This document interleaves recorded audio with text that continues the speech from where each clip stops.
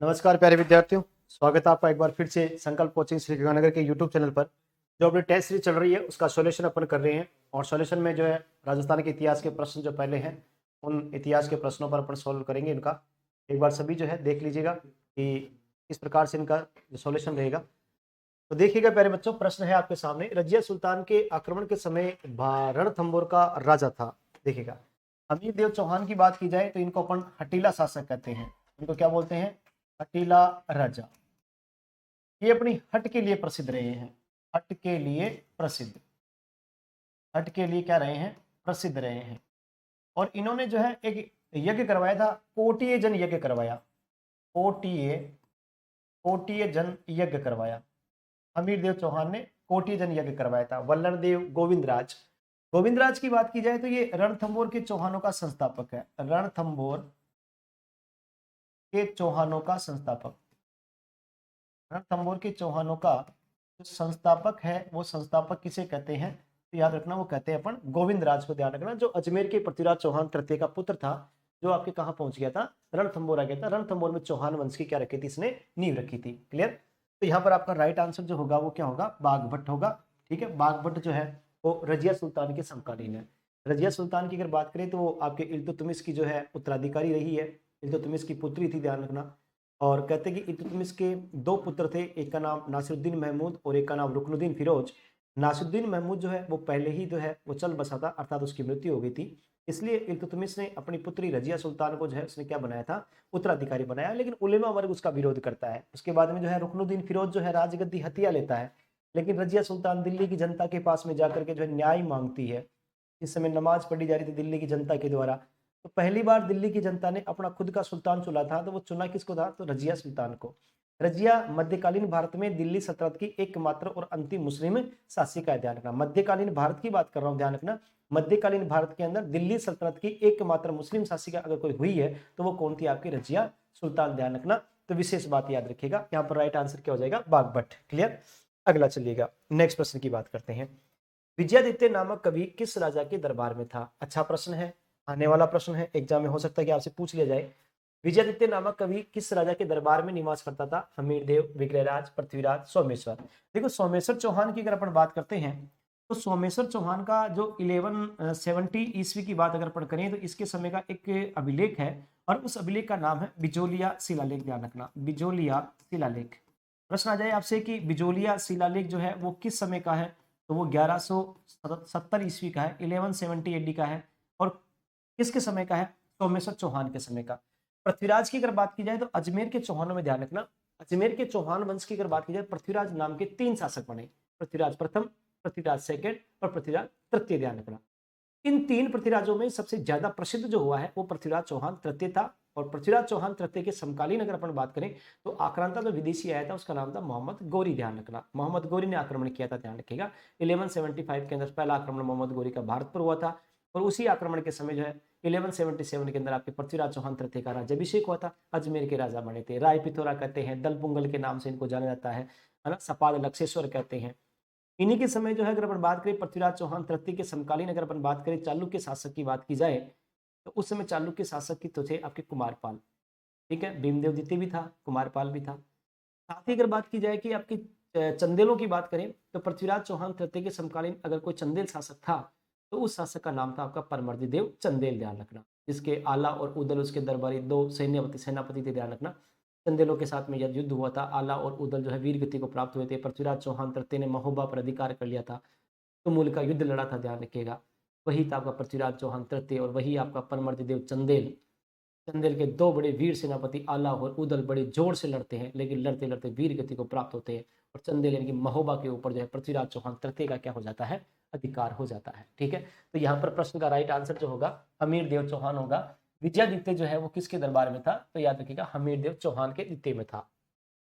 विग्रहराज की अगर अपन बात करें तो याद रखिएगा अजमेर के चौहानों के अंदर जो है विग्रहराज नाम के 4 शासक हुए। विग्रहराज प्रथम, विग्रहराज द्वितीय, विग्रहराज तृतीय और विग्रहराज चतुर्थ। इन 4 में से 2 ज्यादा प्रसिद्ध हुए। ध्यान रखना, विग्रहराज 4 हुए, 4 में से 2 प्रसिद्ध हुए। 2 में विग्रहराज द्वितीय और विग्रहराज चतुर्थ। 2 ही बातें याद रखनी, विग्रहराज द्वितीय प्रसिद्ध हुआ लेकिन सबसे ज्यादा प्रसिद्ध हुआ था विग्रहराज चतुर्थ। ध्यान रखना, जिनको जो है विद्वानों का आश्रयदाता कहते हैं। कवि बांधव उसकी उपाधि हुआ करती थी। हरिकेली नाटक लिखा था। हरिकेली नाटक की जो पंक्तियां जो है वो 2.5 दिन के झोपड़े की पीछे वाली दीवार पर अंकित है, और उसकी कुछ पंक्तियां जो है वो राजा राम मोहन राय का स्मारक आपके ब्रिस्टल लंदन के अंदर उसकी सीढ़ियों के ऊपर अंकित की गई। ध्यान रखना, हरिकेली नाटक की पंक्तियां, जिसमें भगवान शिव और अर्जुन के साथ में जो युद्ध हुआ उस युद्ध के बारे में अपने को जानकारी प्राप्त होती है। तो यहाँ पर आपका राइट आंसर था हमीरदेव चौहान। क्लियर। अगला प्रश्न देखिएगा नेक्स्ट। हमीरदेव चौहान के विश्वासघाती सेनापति रणमल व रतिपाल की हत्या किसने करवाई थी? बहुत बढ़िया प्रश्न, ध्यान रखना। हमीरदेव चौहान के विश्वासघाती सेनापति रणमल और रतिपाल की हत्या किसने करवाई थी? हमीरदेव चौहान, अलाउद्दीन खिलजी, नुसरत खां, उलुग खां। देखिएगा, अगर अपन बात करें प्यारे बच्चों, आप सभी जानते हैं कि अलाउद्दीन खिलजी के 2 सेनापति थे, एक का नाम था उलुग खां और दूसरे का नाम था नुसरत खां। इधर से भी आपके हमीरदेव चौहान के 2 सेनापति थे जो प्रसिद्ध रहे हैं। हालांकि हमीरदेव चौहान के 4 सेनापति थे, एक धर्म सिंह, एक भीम सिंह। धर्म सिंह और भीम सिंह जो है वो हिंदूवाट घाटी का जब युद्ध लड़ा गया, उस युद्ध के अंदर जो है आपके भीम सिंह मारे गए थे, धर्म सिंह बच गए थे। लेकिन उसके बाद में जो 1301 का साका हुआ, उस 1301 के साके के अंदर ध्यान रखना आपके रणमल और रतिपाल, ये 2 जो है प्रमुख सेनापति थे हमीरदेव चौहान के। कहते हैं कि साहब हमीरदेव चौहान के दोनों सेनापति रणमल और रतिपाल जो है अलाउद्दीन खिलजी से जाकर के मिल जाते हैं, धोखा करते हैं हमीरदेव चौहान से। 1301 के अंदर हमीरदेव चौहान जो है अपनी पत्नी रंग देवी के साथ में केसरिया करता है, रंग देवी जौहर करती है, और रंग देवी की पुत्री यानी कि हमीरदेव चौहान की जो पुत्री थी पद्मला, वो पद्मला तालाब के अंदर जो है जल जौहर करती है। रंग देवी जो है, रंग घुल गया था जल के अंदर, कहाँ? रणथंभौर के अंदर। ध्यान रखना 1301 की बात है। अलाउद्दीन खिलजी, ध्यान रखना, एक बर्बर आदमी, ध्यान रखना, एक जल्लाद था अलाउद्दीन खिलजी, ध्यान रखना, जिसने अपने चाचा को बख्शिश नहीं किया था। जलालुद्दीन खिलजी की हत्या कर दी थी कड़ा के दुर्ग के अंदर। अलाउद्दीन खिलजी कहा करता था कि खुदा की हर नायाब चीज के ऊपर अलाउद्दीन का हक है चाचा जान। देखी होगी आपने, पद्मावत मूवी देखी होगी, ध्यान रखना। तो यहाँ पर राइट आंसर आपका क्या हो जाएगा? अलाउद्दीन खिलजी, ध्यान रखना। अलाउद्दीन खिलजी जो है यहाँ पर उसकी हत्या करते हैं ना, रणमल और रतिपाल की हत्या जो है वो अलाउद्दीन खिलजी के द्वारा की गई थी। ध्यान रखना, क्लियर है। आगे देखिएगा, वैसे इस बात ध्यान रखना, नुसरत खां और अलाउद्दीन खिलजी जो है वो इस अलाउद्दीन खिलजी, नुसरत खां और उल्लू खां जो है इसके सेनापति थे। इसके क्या थे? सेनापति। यहाँ पर आपका राइट आंसर क्या हो जाएगा? अलाउद्दीन खिलजी, ध्यान रखना, अलाउद्दीन खिलजी ने हत्या करवाई थी, ध्यान रखना। अगला प्रश्न देखिएगा, हमीरदेव चौहान रणथंभौर का शासक कब बना? बड़ा इंपॉर्टेंट प्रश्न है। 1290, 1300, 1282, 1296, बताइएगा इसका राइट आंसर जो है वो क्या रहने वाला है? जल्दी से बताइए फटाफट से। तो रणथंभौर के राजा हमीरदेव चौहान की अगर अपन दास्तान देखते हैं कि इनका जो राज्याभिषेक है वो ध्यान रखिएगा 1282 में इनका राज्याभिषेक हुआ था। 1301 तक ये शासक रहे, ध्यान रखिएगा हमीरदेव चौहान। हमीरदेव चौहान के बारे में ये कहा जाता है कि साहब सिंह सुवन सतपुर से वचन कदली फलत एक बार, तीरिया तेल हमीर हट चढ़े न दूजी बार। कोटि जन यज्ञ करवाया था। हमीरदेव चौहान को हटीला राजा कहा गया। कवि ग्वाल के द्वारा ये पंक्तियां लिखी थी कि सिंह सुवन सतपुरुष वचन कदली फलत एक बार, तीरिया तेल हमीर हट चढ़े न दूजी बार। तो यहाँ पर आपका ध्यान रखना, हमीरदेव चौहान का जो राज्याभिषेक हुआ था वो राज्याभिषेक आपका कब हुआ? ध्यान रखिएगा 1282 में। क्लियर है। यहाँ पर राइट आंसर हो जाएगा आपका 1282। हमीरदेव चौहान जो है 1282 से लेकर के 1301 तक हम रणथंभौर के राजा रहते हैं। 1301 में जो है रणथंभौर का साका हुआ संपन्न। 1301 में रणथंभौर के साका के साथ में जो है हमीरदेव चौहान भी अपनी जिंदगी से चले गए थे। रणथंभौर की साका आपकी यहीं पर क्या हो जाती है? समाप्त हो जाती है। ठीक है, आगे देखिएगा और अगला प्रश्न देखिएगा, जालोर के चौहान वंश का संस्थापक। जालोर के चौहान वंश की अगर अपन बात करें, देखिएगा जालोर वंश का जो चौहान वंश जो है ये सोनगरा चौहान थे। इनकी स्थापना जो है कीर्तिपाल चौहान के द्वारा 1181 के अंदर 1181 के अंदर की गई थी। और कीर्तिपाल चौहान जो था उसने मेवाड़ के ऊपर भी आक्रमण किया था। आपको पता होगा कि कुमार सिंह और सामंत सिंह 2 भाई थे मेवाड़ के। उस समय सामंत सिंह मेवाड़ का राजा हुआ करता था। तब कीर्तिपाल चौहान जो नाडोल का शासक था, ध्यान रखिएगा, जिसका पुत्र था कीर्तिपाल चौहान, ध्यान रखना। कीर्तिपाल चौहान ने जो आक्रमण किया था सामंत सिंह के ऊपर और सामंत सिंह को पराजित कर दिया था, तब मेवाड़ी सेना के द्वारा जो है कुमार सिंह के नेतृत्व के अंदर एक सेना का गठन किया और कीर्तिपाल चौहान को जो है वहां से मेवाड़ से खदेड़ दिया था। तब वो जालोर पहुंचा था और 1181 ईस्वी के अंदर 1181 में जो है जालोर वाले क्षेत्र में, जिसका प्राचीन नाम जबालीपुर हुआ करता था, महर्षि जबाली की भूमि, ध्यान रखना, जाल वृक्ष की अधिकता होती है वहां पर, इसलिए इसका नाम जालोर पड़ा, ध्यान रखना। यानी जिसके चारों ओर सीमाओं के ऊपर जालोर वृक्ष के पेड़, यानी जाल के वृक्ष हैं, ध्यान रखना। लोर का मतलब होता है सीमा, जाल का मतलब वृक्ष, ध्यान रखना। तो जालोर में चौहान वंश की नींव रखी, ध्यान रखना। सोनगरा चौहान कलाई, ध्यान रखिएगा। जालोर के अंदर दुर्ग जो है उसको बोलते हैं सुवर्णगिरी, ध्यान रखना। सुवर्णगिरी दुर्ग बोलते हैं जालोर दुर्ग को, ध्यान रखना। तो यहाँ पर आपकी सत्ता स्थापित की गई थी किसके द्वारा, तो याद रखिएगा कीर्तिपाल चौहान के द्वारा। कीर्तिपाल चौहान को एक उपाधि प्राप्त थी, कित्तू एक महान राजा की। कित्तू एक महान राजा, कित्तू एक महान राजा की उपाधि इसको प्रदान की गई थी। तो यहाँ पर राइट आंसर आपका क्या हो जाएगा, कीर्तिपाल, ध्यान रखना। क्लियर है। अगला प्रश्न देखिएगा, नेक्स्ट है, निम्न में से कौन सा ग्रंथ जालोर के शासकों की उपलब्धि के बारे में बताता है। जालोर के शासकों की उपलब्धि के बारे में बताता है। पृथ्वीराज विजय, हमीर महाकाव्य, प्रबंध चिंतामणि, कानड़दे प्रबंध। देखिएगा यहाँ पर कुछ बातें करते हैं अपन। पृथ्वीराज विजय की बात की जाए, इसका लेखक जो है वो जयानक है। पृथ्वीराज विजय जो है वो किसने लिखी थी, जयानक ने। हमीर महाकाव्य की बात अगर अपन करते हैं तो नयन चंद्र सूरी, नयन चंद्र सूरी जो है उसके द्वारा लिखी गई थी आपके कौन सा ग्रंथ, तो याद रखिएगा हमीर महाकाव्य। प्रबंध चिंतामणि, कानड़दे प्रबंध, कानड़दे प्रबंध जो है वो लिखा गया था आपके पद्मनाभ के द्वारा, पद्मनाभ के द्वारा कानड़दे प्रबंध। एक पद्मनाभ ने एक ग्रंथ और लिखा था, वीरमदेव सोनगरा रिवात, वीरमदेव सोनगरा रिवात। ये दो प्रसिद्ध ग्रंथ रहे हैं, ध्यान रखना। तो यहाँ पर आपका राइट आंसर क्या हो जाएगा, कानड़देव प्रबंध, ध्यान रखना।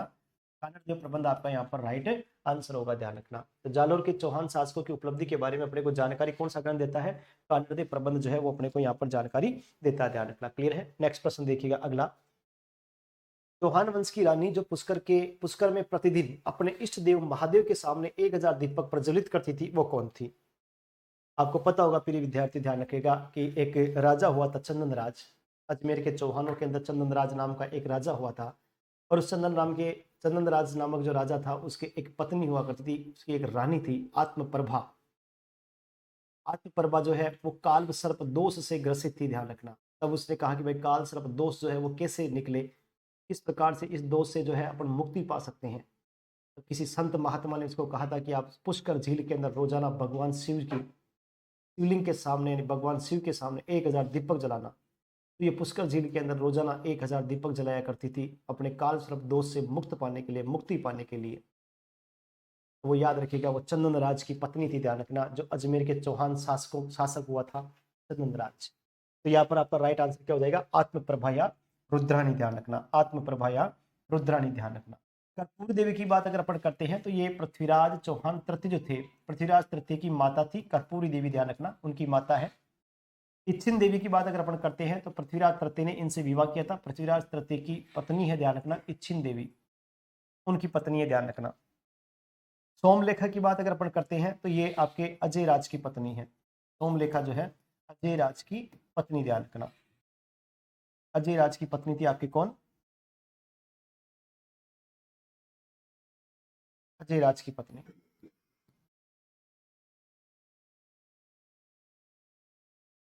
सोमलेखा आपके अजय राज की पत्नी थी, लेकिन यहाँ पर राइट आंसर कौन हो जाएगा, रुद्राणी या आत्मप्रभा, जो चंदन राज की पत्नी थी, ध्यान रखना, चंदन राज की पत्नी। तो यहाँ पर आपका राइट आंसर क्या है, ऑप्शन नंबर डी, ध्यान रखना। नेक्स्ट प्रश्न पर चलते हैं। अगला प्रश्न देखिएगा,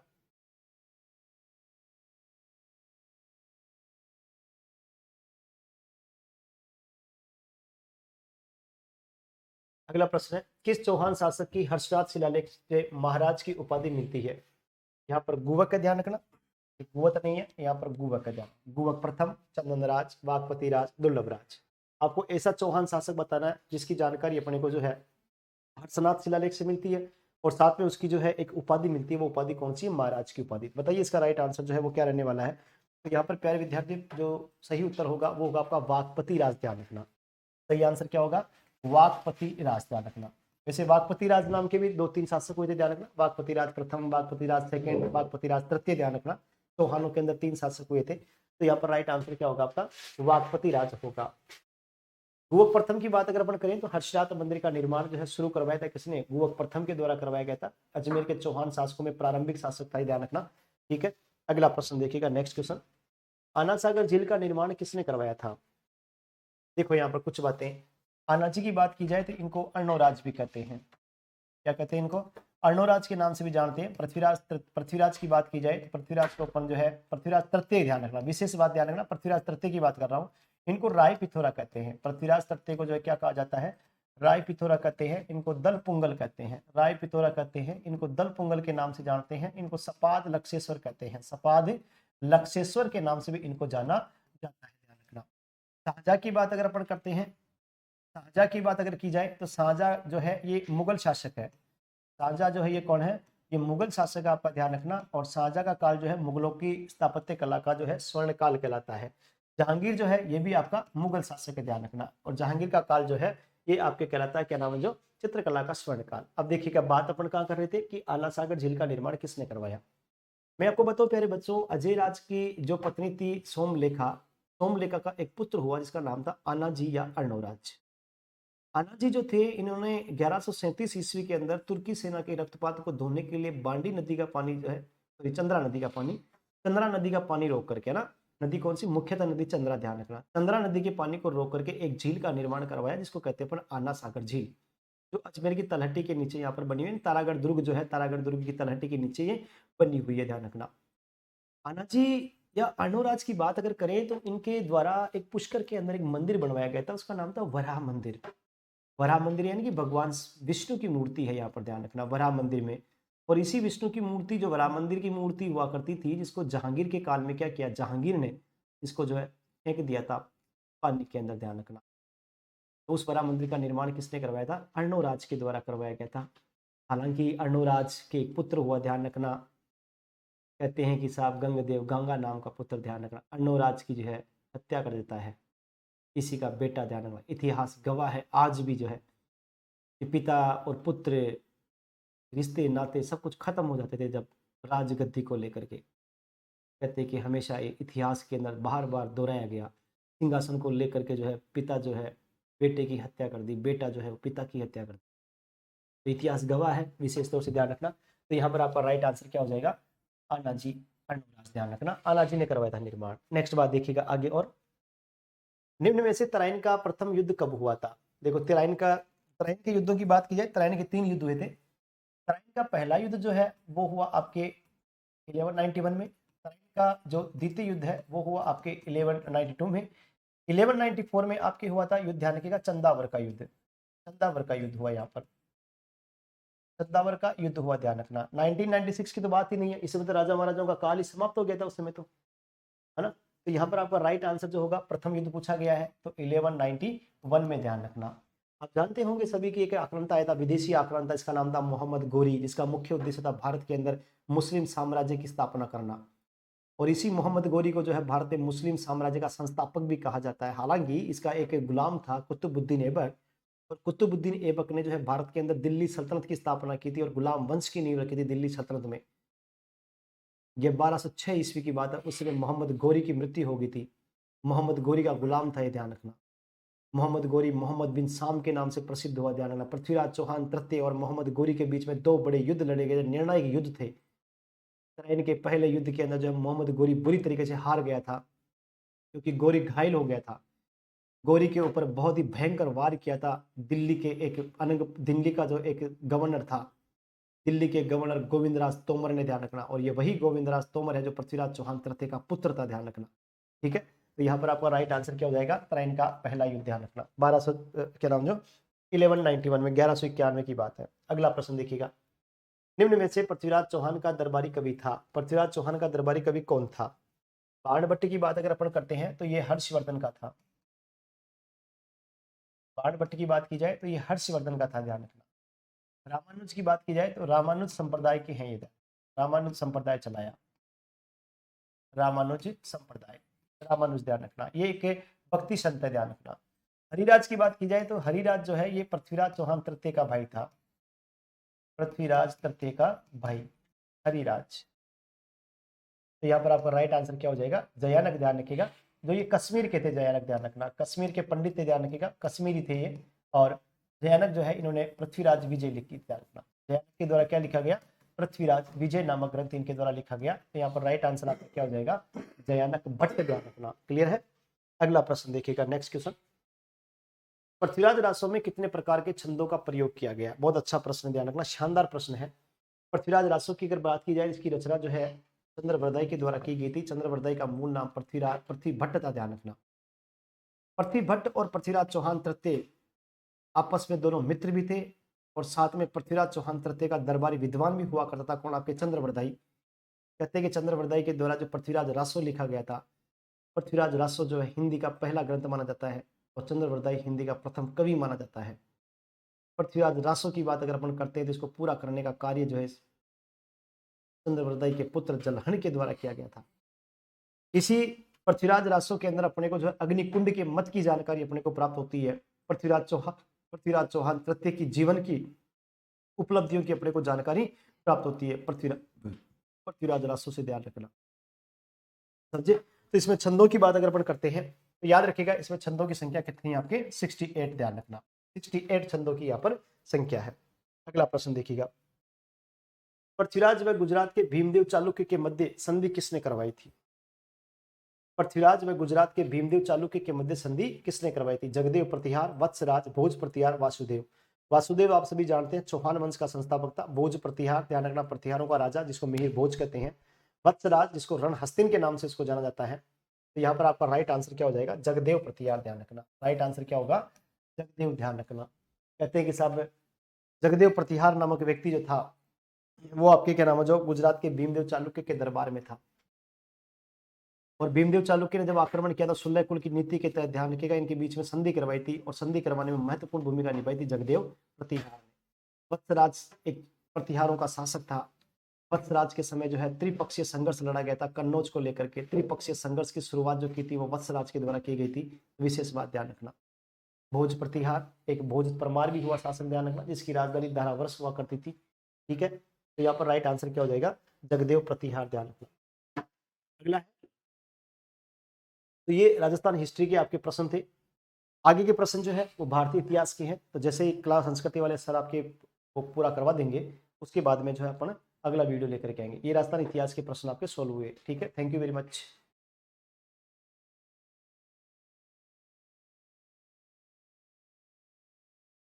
चलिएगा, एक बार फिर आपका स्वागत है। पहले राजस्थान हिस्ट्री के प्रश्न किए थे एसएसटी वाली में, अब जो है अपन क्या नाम इंडिया हिस्ट्री के प्रश्न करेंगे। मुगल काल से संबंधित प्रश्न आपके क्वेश्चन नंबर आपके सामने लगे हुए, देखिएगा। 106 नंबर क्वेश्चन है, अकबर के शासनकाल में पुनर्गठित केंद्रीय शासन तंत्र के अंतर्गत सैनिक विभाग का प्रमुख था। सैनिक विभाग का प्रमुख आपको बताना है यहाँ पर। सैनिक विभाग का प्रमुख कौन था? दीवान, मीर बख्शी, मीर समन, बख्श। देखिएगा प्यारे बच्चों, अगर अपन यहां बात करते हैं कि जो सैनिक विभाग जो था, दीवान की बात अगर करें तो राजा के बाद में यानी कि बादशाह के बाद में अगर प्रमुख पद था तो वो कुछ का था दीवान का। वैसे वजीर उसके बाद में था, ध्यान रखना। दीवान प्रमुख पद था। अकबर के समय से दीवान पद की जो स्थापना की गई थी।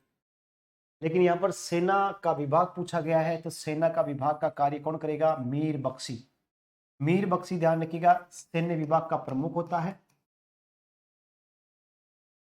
सैन्य विभाग का प्रमुख, इसके कार्य क्या होंगे? तो इसके कार्य होंगे सेना की भर्ती करना,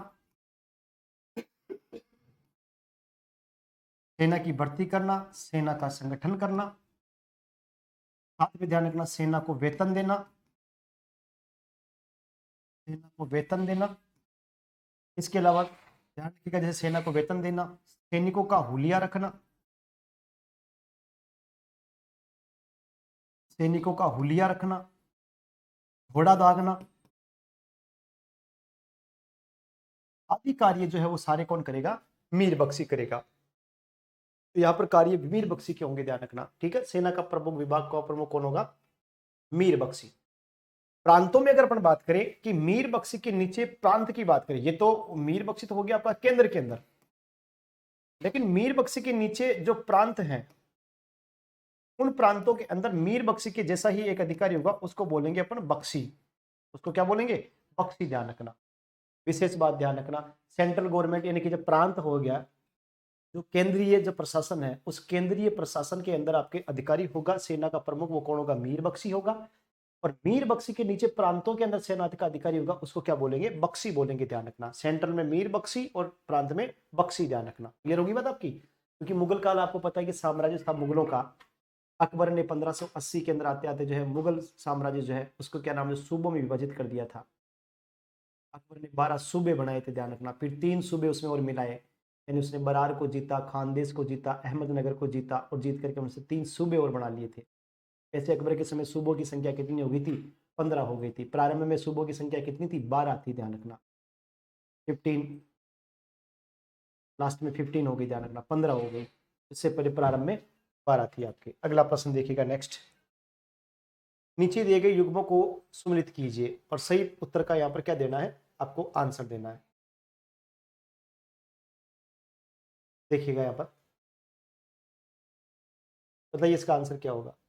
नीचे दिए गए युग्मों का सम्मिलित कीजिए ना, चुनाव करना, आपको सही ढंग से चुनाव करना। देखो 1556 के अंदर अगर बात की जाए तो 1556 में अकबर का क्या हुआ? राज्यारोहण। 1600 ईस्वी के अंदर ईस्ट इंडिया कंपनी को अधिकार पत्र प्रदान किया गया। 1680 के अंदर शिवाजी का देहांत हुआ। और 1739 के अंदर आपके नादिर शाह का दिल्ली पर आक्रमण। हल्दी घाटी का युद्ध आप सभी जानते हैं 1576 को हुआ था, 1576 को हुआ था, ध्यान रखना। तो ऑप्शन के अकॉर्डिंग ध्यान रखना, एक के अंदर 5 है, तो यहाँ पर एक में 5 ये भी है और एक में 5 ये भी है, यानी ये तो अपना कट ही गया और नीचे वाला भी अपना कट गया।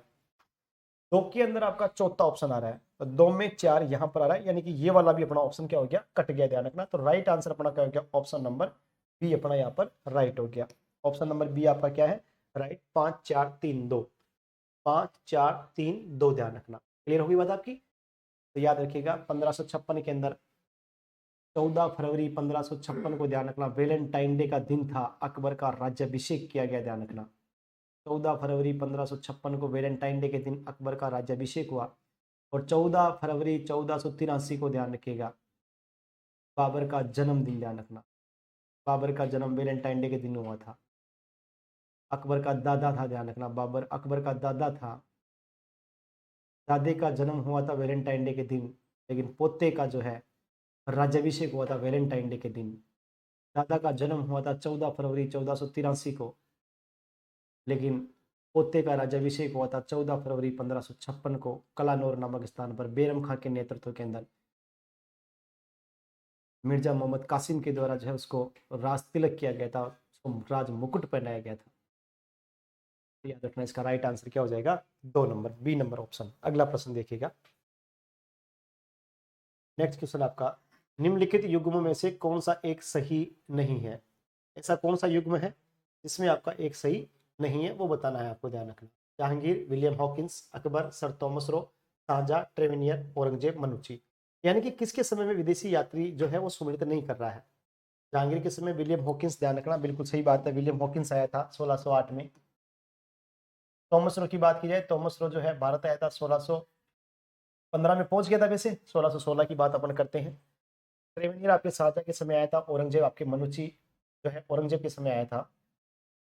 यहाँ पर आपका राइट आंसर क्या हो जाएगा? अकबर, सर थॉमस रो, ध्यान रखना। सर थॉमस रो जो है वो किसके समय आया था? तो जहांगीर के समय आया था, जहांगीर के समय। आप जानते हैं प्यारे बच्चों, ध्यान रखिएगा कि विलियम हॉकिंस जब 1608 के अंदर हेक्टर जहाज के माध्यम से सबसे पहले भारत पहुंचा था अंग्रेज व्यापारी के रूप में, अंग्रेज अधिकारी के रूप में, तो वो अकबर के जहांगीर के दरबार में मिला था, ध्यान रखना। आगरा में उस समय जहांगीर का दरबार था।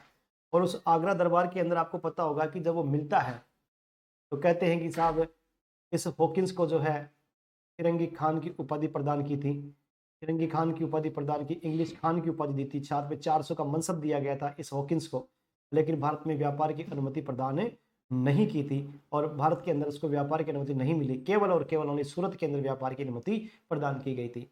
लेकिन उसी के बाद में जो 1615 के अंदर एक व्यक्ति और रवाना हुआ, उसका नाम था सर टॉमस रो, ध्यान रखना। जहांगीर के काल में आया था, यह भी ध्यान रखिएगा, अकबर के समय नहीं आया, जहांगीर के काल में आया था। 1616 की बात है, जनवरी 1616 के अंदर जो है अजमेर दरबार में जो है जहांगीर से आकर के मिलता है मैगजीन दुर्ग के अंदर, और यहीं पर व्यापार की अनुमति प्रदान कर दी जाती है, भारत में व्यापार की अनुमति प्रदान कर दी जाती है। तो यहाँ पर आपका राइट आंसर क्या हो जाएगा? सर थॉमस रो अकबर के समय नहीं आया था, वो किसके समय आया था? जहांगीर के समय आया था। फिर अगला प्रश्न है, मुगल काल में निम्नलिखित बंदरगाहों में से किसे काबुल मक्का यानी मक्का द्वार कहा जाता है? इस प्रश्न का मतलब है कि ऐसा कौन सा बंदरगाह था जिसको मक्का का द्वार कहते थे, यानी कि वहां से मक्का की यात्रा की जाती थी, काबुल मक्का या मक्का का द्वार कहते हैं। तो आप सभी जानते हैं कि गुजरात के अंदर जो है एक बंदरगाह हुआ करता था आपका, उसका नाम है सूरत, ध्यान रखना।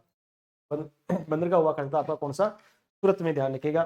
तो उसको अपन क्या बोलते हैं, बाबुल मक्का या मक्का द्वार के नाम से जानते हैं। तो यहाँ पर आपका राइट आंसर क्या हो जाएगा, सूरत।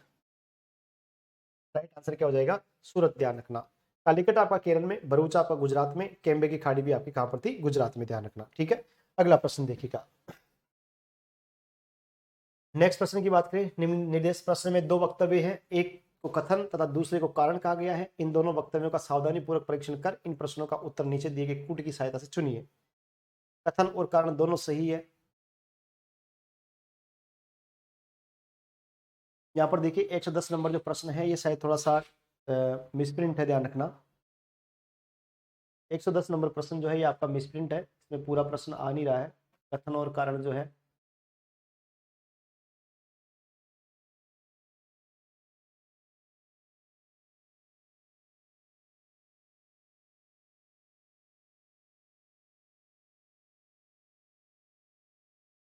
ठीक है, 110 नंबर प्रश्न आपका थोड़ा ढंग से नहीं था। 111 नंबर देखिएगा, किस मुगल सम्राट के काल में इंग्लिश ईस्ट इंडिया कंपनी ने भारत में अपना सर्वप्रथम कारखाना स्थापित किया। किस मुगल सम्राट के काल में इंग्लिश ईस्ट इंडिया कंपनी ने भारत में अपना प्रथम कारखाना स्थापित किया था। तो आपको पता होगा कि सूरत के अंदर जो है सबसे पहले कारखाना स्थापित किया गया था 1608 के अंदर। ठीक है, तो उसमें जहांगीर का काल था, ध्यान रखना। तो यहाँ पर राइट आंसर आपका क्या हो जाएगा, जहांगीर। अकबर की बात अगर की जाए तो मुगल काल का स्वर्ण काल, मुगल काल का जो स्वर्ण काल है वो किसका काल कहलाता है, अकबर का काल, ध्यान रखना।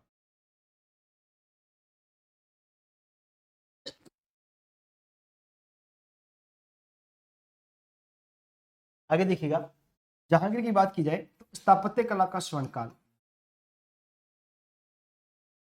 स्थापत्य कला का स्वर्ण काल। शाहजहां की बात अगर अपन करते हैं तो शाहजहां का जो काल है वो, सॉरी, जहांगीर का काल जो है चित्रकला का स्वर्ण काल है। शाहजहां का जो काल है वो चित्रकला का स्वर्ण काल है, चित्रकला।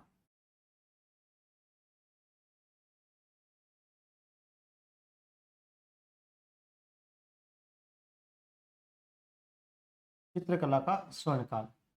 शाहजहां का काल जो है वो स्थापत्य कला का स्वर्ण काल है, स्थापत्य कला का स्वर्ण काल।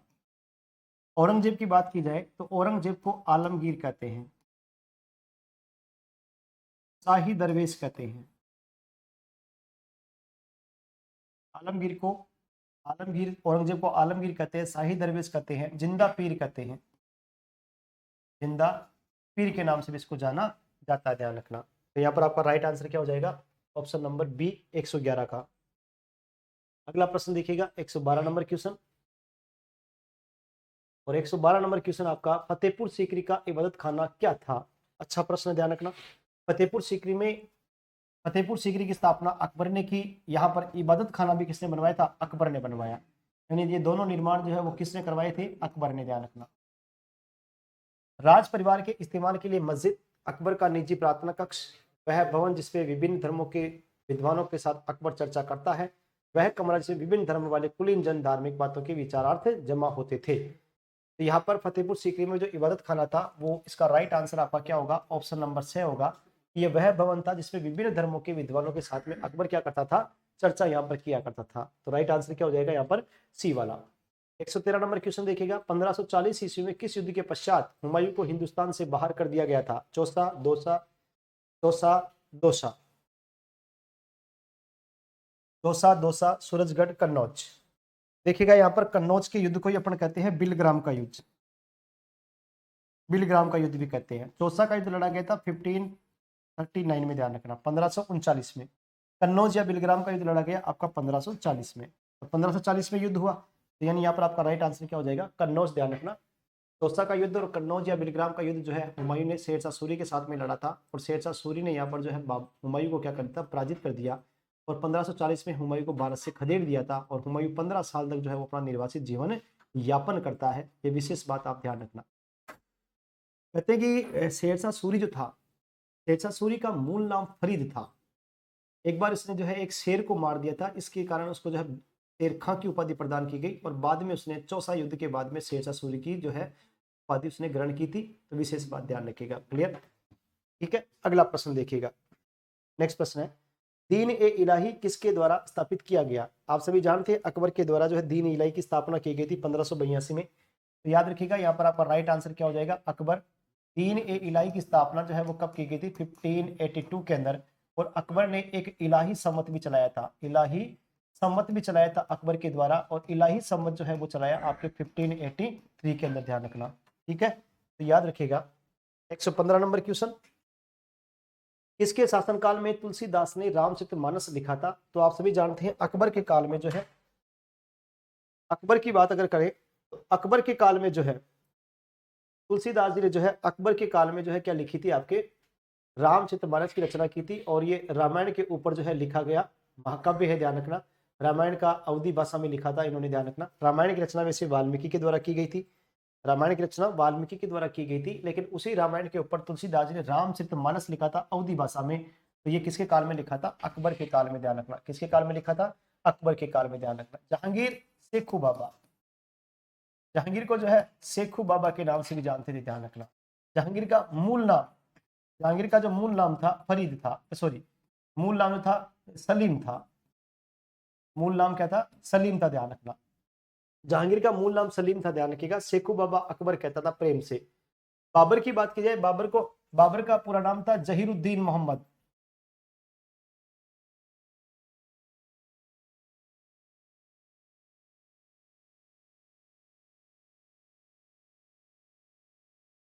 बाबर की बात अगर अपन करें तो याद रखिएगा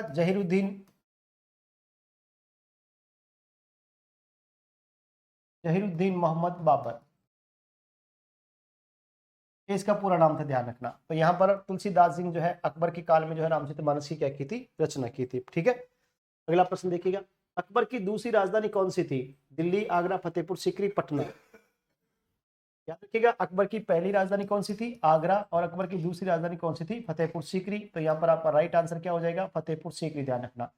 अकबर ने फतेहपुर सीकरी को जो है कब बसाया था? 1571 में, ध्यान रखना। 1571 में फतेहपुर सीकरी की स्थापना की थी अकबर ने। और फतेहपुर सीकरी को इसने अपनी क्या बनाई थी? राजधानी बनाई थी। तो अकबर की दूसरी राजधानी क्या थी? आपके फतेहपुर सीकरी, ध्यान रखना। क्लियर? तो ये आपके क्या नाम, जो इंडियन हिस्ट्री वाले प्रश्न थे, ध्यान रखना। और आगे देखिएगा, अगले पेज पर बात करते हैं। अगला प्रश्न है, भारत का प्रथम मुगल बादशाह कौन था? आपको पता होगा कि भारत का पहला मुगल बादशाह 1526 से लेकर के 1530 तक शासन किसने किया? बाबर ने। फिर उसके बाद में 1530 से लेकर के 1540 तक इसका पहला काल रहा, और 1555 से लेकर के 1556 तक इसका जो है दूसरा काल रहा। ये दोनों काल जो है वो किसके हैं? आपके हुमायूं के, ध्यान रखना। 15 साल तक बीच में निर्वासित जीवन जीना पड़ा। फिर इसके बाद में 1556 से लेकर के आपके 1605 ईस्वी तक कौन आ गया? अकबर आ गया। शाहजहां की बात की जाए तो 1500 क्या नाम, सॉरी, शाहजहां की बात अगर अपन करें तो 1627 या 1628 से लेकर के आपके 1658 तक का काल जो है वो किसका है? शाहजहां का। हालांकि एक बात याद रखना, शाहजहां की जो मृत्यु है वो 8 वर्ष बाद में हुई, ध्यान रखना। यानी कि 1666 में, 1666 में इसकी क्या हुई थी? मृत्यु हुई थी, ध्यान रखना। तो भारत का पहला मुगल बादशाह कौन था? आपका बाबर। बाबर के द्वारा जो है हुमायूं नामा ग्रंथ, सॉरी, बाबर नामा ग्रंथ लिखा गया था। हुमायूं नामा इसकी बेटी गुलबदन बेगम ने लिखा था, जो हुमायूं की बहन हुआ करती थी, ध्यान रखिएगा। बाबरनामा, जिसको अपन वाकयात बाबरी तुजु के बाबरी कहते हैं, जिसकी भाषा तुर्की चगताई भाषा उसकी हुआ करती थी। इसमें बाबर ने भारत के लिए 3 अभिशाप बताए थे, आंधी, गर्मी और लू। एक बार क्या नाम है, बाबर जो गंगानगर की ओर आ गया था। आप जानते हैं गंगानगर में आंधियां आती है, तो बाबर ने कहा कि भारत के अंदर तो आंधियां हैं। गर्मी की बात की जाए तो आप जानते हैं गंगानगर में बहुत गर्मी पड़ती है। घूम रहा था यहाँ पर गंगानगर की ओर, तो बहुत गर्मी लग रही थी। उसने लिख दिया अपनी तुझ आत्मकथा बाबरनामा के अंदर कि भारत के अंदर बहुत गर्मी है। उसी प्रकार से एक बार घूमता घूमता जैसलमेर को चला गया होगा, लू के थपेड़े लगे होंगे उसके। बाबर गोरा था लेकिन काला पड़ गया होगा, कहा कि भारत के अंदर तो बहुत भयंकर तरीके से गर्म गर्म हवाएं चलती है, लू बसती है, बुरी तरीके से थपेड़े लगते हैं लू के, ध्यान रखना। तो इसलिए बाबर ने कहा कि भारत में 3 अभिशाप है, आंधी, गर्मी और लू, ध्यान रखना। लेकिन बाबर ये कहता है कि भारतीय लोग बड़े मजे के साथ में आम खाते हैं। गुठलियां जो है, आम की गुठलियां खा खा के, आम चूस चूस के, कहना भारतीय लोग बड़े सुंदर और सुरीले आवाज में होते, ध्यान रखना, बाबर ऐसा कहा करता था। बाबर ने फलों का राजा किसको बताया? आम को बताया था। ठीक है, तो याद रखिएगा। अगला प्रश्न देखिएगा नेक्स्ट। शाहजहां का प्रसिद्ध तख्त ए ताउस 1739 ईस्वी में कौन ले गया? शाहजहां का प्रसिद्ध तख्त ए ताउस 1739 ईस्वी में कौन ले गया था? तो आप सभी जानते हैं इसका राइट आंसर जो होगा वो क्या होगा? तो ईरानी आक्रांता नादिर शाह, ध्यान रखना, ईरानी आक्रांता नादिर शाह, ध्यान रखना। ठीक है, नादिर शाह ले गया था। इसने किसके समय आक्रमण किया था? तो मोहम्मद शाह रंगीला के समय, ध्यान रखना, मोहम्मद शाह रंगीला के समय, मोहम्मद शाह रंगीला के समय, ध्यान रखना, मोहम्मद शाह रंगीला के समय ले गया था, विशेष बात ध्यान रखना। अगला प्रश्न देखिएगा, फिर आगे की बात करते हैं। और दिल्ली में मुगल साम्राज्य की नींव निम्नलिखित में से किस लड़ाई के परिणाम स्वरूप रखी गई थी? याद रखिएगा, पानीपत की तीसरी लड़ाई जो है वो लड़ी गई आपके 1761 में, ध्यान रखना। पानीपत की दूसरी लड़ाई वो हुई आपके 1556 में, ध्यान रखना। हल्दी घाटी की लड़ाई हुई आपके 1576 के अंदर। पानीपत की पहली लड़ाई लड़ी गई आपके 1526 के अंदर बाबर और इब्राहिम लोदी के द्वारा। तो यहाँ पर आपका राइट आंसर क्या हो गया? पानीपत की पहली लड़ाई में दिल्ली के अंदर मुगल साम्राज्य की नींव रखी गई थी, ध्यान रखना, बाबर के द्वारा। फिर अगला प्रश्न आपका, अकबर के एकमात्र किस दरबारी ने दीन ए इलाही को स्वीकार किया था? टोडरमल, बीरबल, तानसेन, मानसिंह। तो आप सभी जानते हैं कि यहाँ पर एकमात्र था कौन? बीरबल, ध्यान रखना। बीरबल का मूल नाम महेश दास था। का मूल नाम क्या था? महेश दास, महेश दास, ध्यान रखना। रीवा के राजा के दरबार में था ये, लेकिन बाद में अकबर के दरबार में आ गया, अकबर के नवरत्नों में शामिल हुआ, ध्यान रखना। तानसेन को तानसेन को जो है कंठाभरण वाणी विलास की उपाधि थी इसके पास में, कंठाभरण वाणी विलास, कंठाभरण वाणी विलास की उपाधि जो थी वो किसके पास में थी? तानसेन के पास में। मानसिंह को अकबर फरजंद कहता था, ध्यान रखना, दत्तक पुत्र के नाम से जानते। टोडरमल की बात अगर करें तो ये शेरशाह सूरी के समय, ध्यान रखना, शेरशाह सूरी के दरबार में था, पहले शेरशाह सूरी के दरबार में था, लेकिन बाद में ध्यान रखना अकबर के दरबार में आ गया, बाद में जो है अकबर के दरबार में आ गया, बाद में अकबर के दरबार में आ गया। इसने आपको पता होगा टोडरमल बंदोबस्त, वैशाला बंदोबस्त प्रणाली दी थी, ध्यान रखना। तो यहाँ पर आपका राइट आंसर क्या हो जाएगा? बीरबल। तो ये आपके भारतीय इतिहास के प्रश्न थे, ध्यान रखना। उम्मीद करता हूँ कि सेशन बहुत अच्छा रहा होगा। आप सभी जो है अच्छी तैयारी करें, अच्छी लगन और मेहनत के साथ में पढ़ाई करें, रीट के अंदर अपना सिलेक्शन दें, आप संस्था का नाम रोशन करें, अपने माता पिता का नाम रोशन करें। सकल परिवार की ओर से आप सभी की उज्जवल भविष्य की कामना करता हूँ। जय हिंद, जय भारत। बाकी आगे वाले प्रश्न सर करवाने के लिए आ रहे हैं, तो आप कंटिन्यू बने रहिएगा। आइए सर।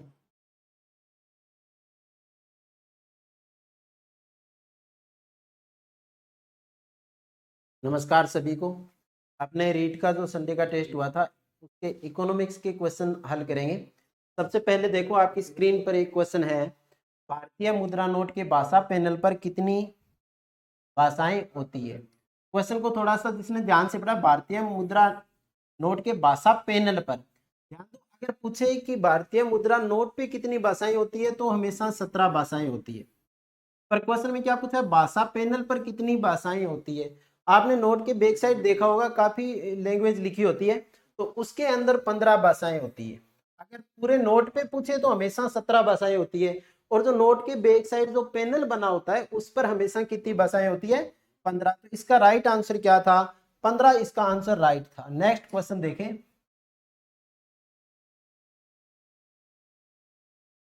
नेक्स्ट क्वेश्चन है, निम्न में उपभोक्ता संरक्षण अधिनियम के अंतर्गत आते हैं। निम्न में उपभोक्ता संरक्षण अधिनियम के अंतर्गत आते हैं। उपभोक्ता संरक्षण अधिनियम 1986 के अंतर्गत उपभोक्ताओं के अधिकारों का हनन न हो, इसके लिए कुछ अधिकार मिले हुए हैं।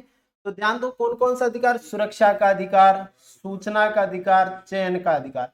आपसे पूछा है निम्न में उपभोक्ता संरक्षण अधिनियम के अंतर्गत कौन कौन से अधिकार आते हैं, तो सुरक्षा, सूचना, चयन, एक सुनवाई का अधिकार भी आता है,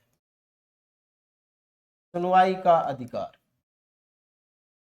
एक आता है क्षतिपूर्ति का अधिकार।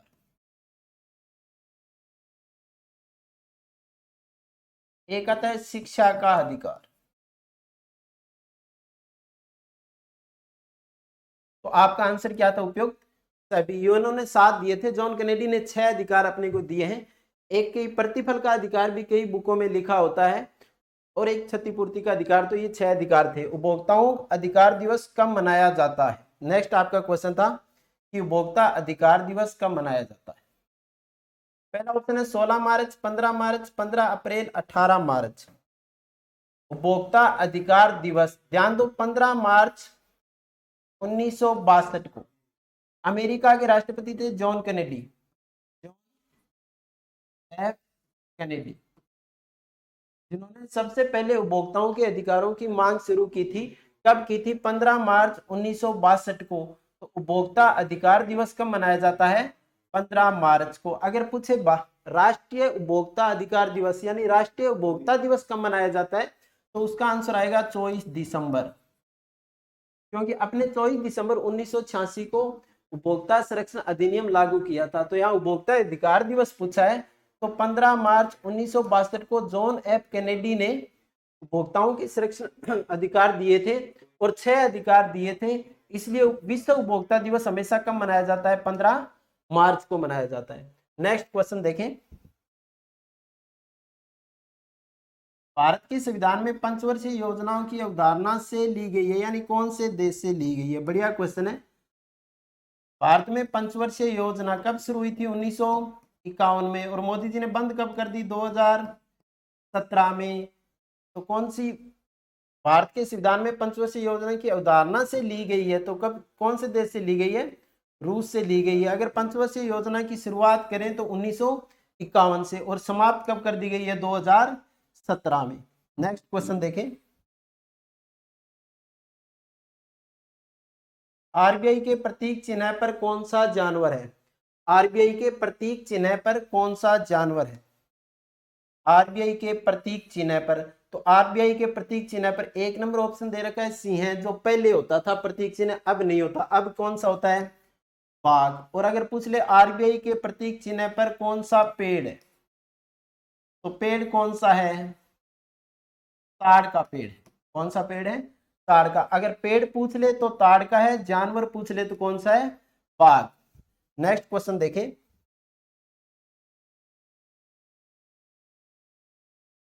₹200 के नोट पर किसका रूपांकन छपा हुआ है? ₹200 का नोट सबने देखा होगा, तो आपको आंसर ये देना था कि ₹200 के नोट के जो बैक साइड तस्वीर बनी होती है वो किसकी बनी होती है? 1 नंबर है सांची स्तूप, 2 नंबर है लाल किला, 3 नंबर है संसद भवन, 4 नंबर है रथ के साथ ही हाथी की। तो आपको बताना था। तो ध्यान दो, कोई भी नोट हो उसके बैक साइड में एक तस्वीर होती है। सबसे पहले अगर अपने बात करें ₹10 के नोट की, तो ₹10 के नोट पर सूर्य मंदिर की तस्वीर होती है। ₹10 के नोट पर किसकी तस्वीर होती है? सूर्य मंदिर की होती है, जो कोणार्क में। उसके बाद में अगर अपने बात करें ₹20 की, ₹20 के नोट के बैक साइड में तस्वीर होती है एलोरा की गुफाएं,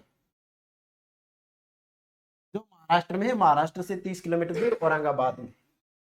उसके बाद में ₹50 की बात करें, तो जो ₹50 के पहले नोट आते थे उन पे तो संसद भवन की होती थी, लेकिन वर्तमान में किसकी होती है? हम्पी की, जो कर्नाटक में है। ₹10, ₹50, ₹20, ₹50। उसके बाद में आता है ₹100। ₹100 पे नोट पे बैक साइड में होती है रानी की बाव, रानी की बाव जिसे बावड़ी बोलते हैं, गुजरात में है। उसके बाद में ₹500। ₹500 पर किसकी तस्वीर होती है? लाल किले की। तो उसके बाद में 2000 का नोट, 2000 के नोट पे मंगलयान की तस्वीर होती है। यानी ₹10 के नोट के बैक साइड पूछे तो सूर्य मंदिर की, ₹20 के पीछे तो एलोरा की गुफाएं की, ₹50 हम्पी की, ₹100 के पूछे तो रानी की बाव यानी जिसको अपने बावड़ी बोलते हैं गुजरात में, ₹500 के पूछे तो लाल किले की, 2000 के नोट के पूछे मंगलयान की, और आपसे पूछा ₹200 के नोट, तो ₹200 के नोट पे कौन सा था? सांची का स्तूप। अगर ये लाल किला पूछे तो लाल किले पे था ₹500 के नोट। नेक्स्ट क्वेश्चन देखिए। मौद्रिक नीति की रूपरेखा द्वारा बनाई गई है, कि मौद्रिक नीति की रूपरेखा कौन बनाता है? देखो, 2 तरह के क्वेश्चन बन सकते हैं यहां से। अगर पूछ ले कि मौद्रिक नीति के लिए जो कमेटी गठित होती है वो कौन बनाता है, तो वो कमेटी तो हमेशा भारत सरकार बनाती है, यानी केंद्र सरकार। पर आपसे क्या पूछा है, मौद्रिक नीति की रूपरेखा द्वारा बनाई जाती है, कि मौद्रिक नीति किसके द्वारा बनाई जाती है। मौद्रिक नीति का मतलब आपने पढ़ा होगा अखबार में कि आज रेपो रेट कम हो गई, आज ज्यादा हो गई। मौद्रिक नीति में क्या है, repo rate, reverse rate, CRR, SLR, ये सारे मौद्रिक नीति में आते हैं। मुद्रास्फीति अस्फीति को कंट्रोल करने के लिए मौद्रिक नीति बनाई जाती है। तो ये किसके द्वारा बनाई जाती है, भारतीय रिजर्व बैंक यानी आरबीआई द्वारा। और इसका जो अध्यक्ष होता है वो आरबीआई का गवर्नर होता है, जो वर्तमान में शक्तिकांत दास है। अब देखो मौद्रिक नीति की रूपरेखा किसके द्वारा, आरबीआई के द्वारा, यानी भारतीय रिजर्व बैंक, जिसको बैंकों का बैंक बोला जाता है, जिसको सरकार का बैंक बोला जाता है, जिसे भारत का केंद्रीय बैंक बोला जाता है। तो इसका राइट आंसर था भारतीय रिजर्व बैंक। यहाँ सीट भी दे रखा है, small industry development bank of India, यानी छोटे उद्योगों को ऋण देने का काम जो करती है वो कौन सी संस्था करती है, सिडबी करती है। उसके बाद में नेक्स्ट क्वेश्चन देखें, वस्तुओं के आयात और निर्यात पर लगाया गया कर कौन सा, इजी सा क्वेश्चन है। तो वस्तुओं के आयात और निर्यात पर लगाया जाने वाला कर हमेशा कौन सा होता है, सीमा शुल्क कर होता है। उसके बाद में नेक्स्ट क्वेश्चन देखें,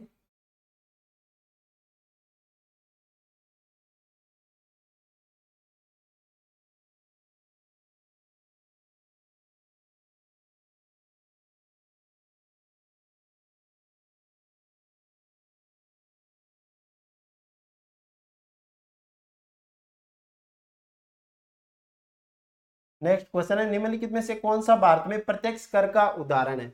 यानी प्रत्यक्ष कौन सा है, मनोरंजन कर, स्टाम्प और पंजीकरण शुल्क, बिक्री कर, संपत्ति कर। तो बड़ा इजी सा क्वेश्चन था, कौन सा होता है, संपत्ति कर होता है, वो प्रत्यक्ष कर होता है। उसके बाद में नेक्स्ट क्वेश्चन देखें, राष्ट्रीय उपभोक्ता राष्ट्रीय फोरम में अपील कर सकते हैं। उपभोक्ता राष्ट्रीय फोरम में अपील कर सकते हो, यानी उपभोक्ता राष्ट्रीय फोरम में आप अपील कब कर सकते हो, ये आपसे पूछा। 20 दिन के अंदर, 30 दिनों के अंदर, 15 दिनों के अंदर, कभी नहीं। तो आपका राइट आंसर है उपभोक्ता राष्ट्रीय फोरम में अपील कर सकते हो। देखो उपभोक्ताओं के अधिकारों के लिए 3 मंच बने होते हैं, एक बना होता है जिला मंच, जिले पे शिकायत होती है, फिर होता है राज्य आयोग, फिर होता है राष्ट्रीय आयोग। सबसे पहले आप जिला मंच में शिकायत करोगे, अगर जिला मंच पे आपकी सुनाई नहीं होती तो आप जिला मंच का फैसला आने के 30 दिनों के अंदर अंदर कहां जाओगे, राज्य आयोग में। और राज्य आयोग पर भी अगर आप फैसले से संतुष्ट नहीं हो तो आप जाओगे राष्ट्रीय आयोग में, और उसकी वैलिडिटी कितने दिन होती है, 30 दिन। तो उपभोक्ता राष्ट्रीय फोरम में अपील कर सकते हो, कितने दिनों के अंदर अंदर कर सकते हो, 30 दिनों के अंदर अंदर आप अपील कर सकते हो। नेक्स्ट क्वेश्चन है, विनिमय की प्रारंभिक अवस्था में मनुष्य का व्यापार किस पर आधारित है। तो किस पर आधारित है, वस्तु के विनिमय पर आधारित है, वस्तु के विनिमय पर आधारित है। नेक्स्ट क्वेश्चन देखिए, वर्तमान में उपभोक्ताओं के संरक्षण हेतु किसका गठन किया गया है। बहुत बढ़िया क्वेश्चन है, वर्तमान में उपभोक्ताओं के अधिकारों के, वर्तमान का मतलब क्या है, उपभोक्ता संरक्षण अधिनियम, उपभोक्ता संरक्षण अधिनियम 2019। देखो उपभोक्ताओं के अधिकारों के सुरक्षा करने के लिए अपने 2 अधिनियम पास हुए थे, एक तो 1986 में, फिर 1986 के अधिनियम में कुछ कमियां रह गई, उसको सुधार करने के लिए उपभोक्ता संरक्षण अधिनियम 2019 लागू किया गया।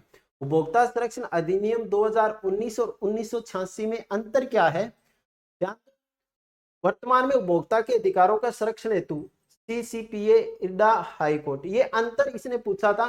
यानी उपभोक्ताओं के अधिकारों का संरक्षण करने हेतु किसका गठन किया गया, तो किसका गठन किया गया था, सीसीपीए यानी central consumer protection authority, central consumer protection authority यानी केंद्रीय उपभोक्ता प्राधिकरण। यह आपको बताना था कि वर्तमान में उपभोक्ताओं के अधिकारों की संरक्षण हेतु किसका गठन किया गया था, तो सीसीपीए का गठन किया गया था। उसके बाद में 2 नंबर ऑप्शन है इरडा। इरडा का मतलब इंश्योरेंस रेगुलेटरी डेवलपमेंट अथॉरिटी, जो बीमा विनियामक कंपनी है, यानी जितनी भी कंपनियां हैं उन सब में बड़ी कौन सी है, इरडा होती है। अब आपका क्वेश्चन का आंसर था CCPA, central consumer protection authority. अब ध्यान दो, ये संस्था 1986 अधिनियम में नहीं थी, ये कौन से में, 2019 2019 में है। यानी जितने भी मंच है उन पे एक समिति गठित कर दी गई थी, उन तो उसको क्या बोला गया था, CCPA बोला गया था। उसके बाद में देखो नेक्स्ट क्वेश्चन, कोई उपभोक्ता राज्य आयोग पर कितने रुपए तक की शिकायत कर सकता है? ये बढ़िया क्वेश्चन है। कोई उपभोक्ता राज्य आयोग पर कितने रुपए तक की शिकायत कर सकता है? एक नंबर ऑप्शन है 20 लाख, 2 नंबर है 20 लाख से 1 करोड़, 3 नंबर ऑप्शन है 1 करोड़ से 10 करोड़ और 4 नंबर है 10 करोड़ से अधिक। ध्यान दो, एक तो उपभोक्ता संरक्षण अधिनियम था 1986, एक उपभोक्ता संरक्षण अधिनियम है 2019, जिसे 20 जुलाई 2020 को लागू कर दिया गया था पूरे भारत में। दोनों में अंतर क्या था? यहां जो जिला मंच था उसमें आप शिकायत कर सकते थे 20 लाख तक की, जबकि 2019 में संशोधित करके बढ़ा दिया अप टू 1 करोड़ रुपए। यानी पहले तो आप शिकायत कर सकते थे 1 रुपए से लेके 20 लाख रुपए तक, पर 2019 का संरक्षण अधिनियम था उसमें आप कर सकते हो 1 करोड़ तक। उसके बाद में राज्य आयोग में आप कर सकते थे 20 लाख से 1 करोड़ तक। अब आप यहां कर सकते हो 1 करोड़ से 10 करोड़। उसके बाद में राष्ट्रीय आयोग में आप कर सकते थे पहले 1 करोड़ से अधिक और अब कर सकते हो 10 करोड़ से अधिक। आपसे पूछा गया था कोई उपभोक्ता राज्य आयोग पर कितने रुपए की, तो वर्तमान में 1 करोड़ से 10 करोड़, ये आपका बिल्कुल क्या था, 20 लाख से 1 करोड़, 1 करोड़ से 10 करोड़, ये आपका बिल्कुल राइट आंसर था, 1 करोड़ से 10 करोड़ रुपए तक। यानी दोनों में अंतर क्या था? पहले जहां 20 लाख था 1986 में, उसको 2019 में 1 करोड़ कर दिया, फिर 20 लाख से 1 करोड़ था उसको 1 करोड़ से 10 करोड़ कर दिया। राष्ट्रीय आयोग में 1 करोड़ से अधिक था, लेकिन 2019 का जो अधिनियम बना उसमें 10 करोड़ से अधिक कर दिया। और जो 2019 में जो अधिनियम बना उपभोक्ताओं के लिए, उसमें विशेष क्या किया गया, जो ई कॉमर्स की जितनी भी वस्तुएं थी, अपने जो ऑनलाइन प्रोडक्ट खरीदते उनको भी साथ में ले लिया गया। पहले 1986 के अधिनियम में ऐसे नहीं था। पहले अगर कोई ऑनलाइन ठगी होती है तो आप कहीं भी कोई मुकदमा नहीं करवा सकते थे, लेकिन जो उपभोक्ता संरक्षण अधिनियम 2019 बना उसके अंतर्गत अगर अब आप ऑनलाइन प्रोडक्ट लेते हो और आपके अधिकारों का हनन होता है तो आप बिल्कुल शिकायत दर्ज करवा सकते हो। नेक्स्ट क्वेश्चन है, आरबीआई का प्रथम भारतीय गवर्नर कौन था? यह भी बढ़िया क्वेश्चन है। देखो, आरबीआई का प्रथम भारतीय गवर्नर पूछा, अगर पूछ लेता आरबीआई का प्रथम गवर्नर फिर तो ओसबोर्न सिंह, ये सही था। पर आपसे पूछा कि आरबीआई का प्रथम भारतीय गवर्नर तो कौन है? सीडी देशमुख। जो प्रथम भारतीय गवर्नर है, अगर प्रथम गवर्नर पूछे तो ओसबोर्न था, लेकिन प्रथम भारतीय पूछा है तो कौन सा है? सीडी देशमुख। उर्जित पटेल एक ऐसा डिप्टी गवर्नर था जो बाद में जाके गवर्नर बना और फिर इस्तीफा दे दिया था उर्जित पटेल ने। उसके बाद में मनमोहन सिंह भारत के एक ऐसे प्रधानमंत्री थे जो पीएम से पहले कभी आरबीआई के गवर्नर भी बने हुए। अगर पूछ ले ऐसा कोई प्रधानमंत्री जो आरबीआई का पहले गवर्नर रहा है तो वो कैंडिडेट कौन सा था? मनमोहन सिंह है। आपसे पूछा प्रथम भारतीय गवर्नर तो कौन है? सीडी देशमुख, ये आपका राइट आंसर। नेक्स्ट क्वेश्चन देखो, आरबीआई का राष्ट्रीयकरण कब किया गया?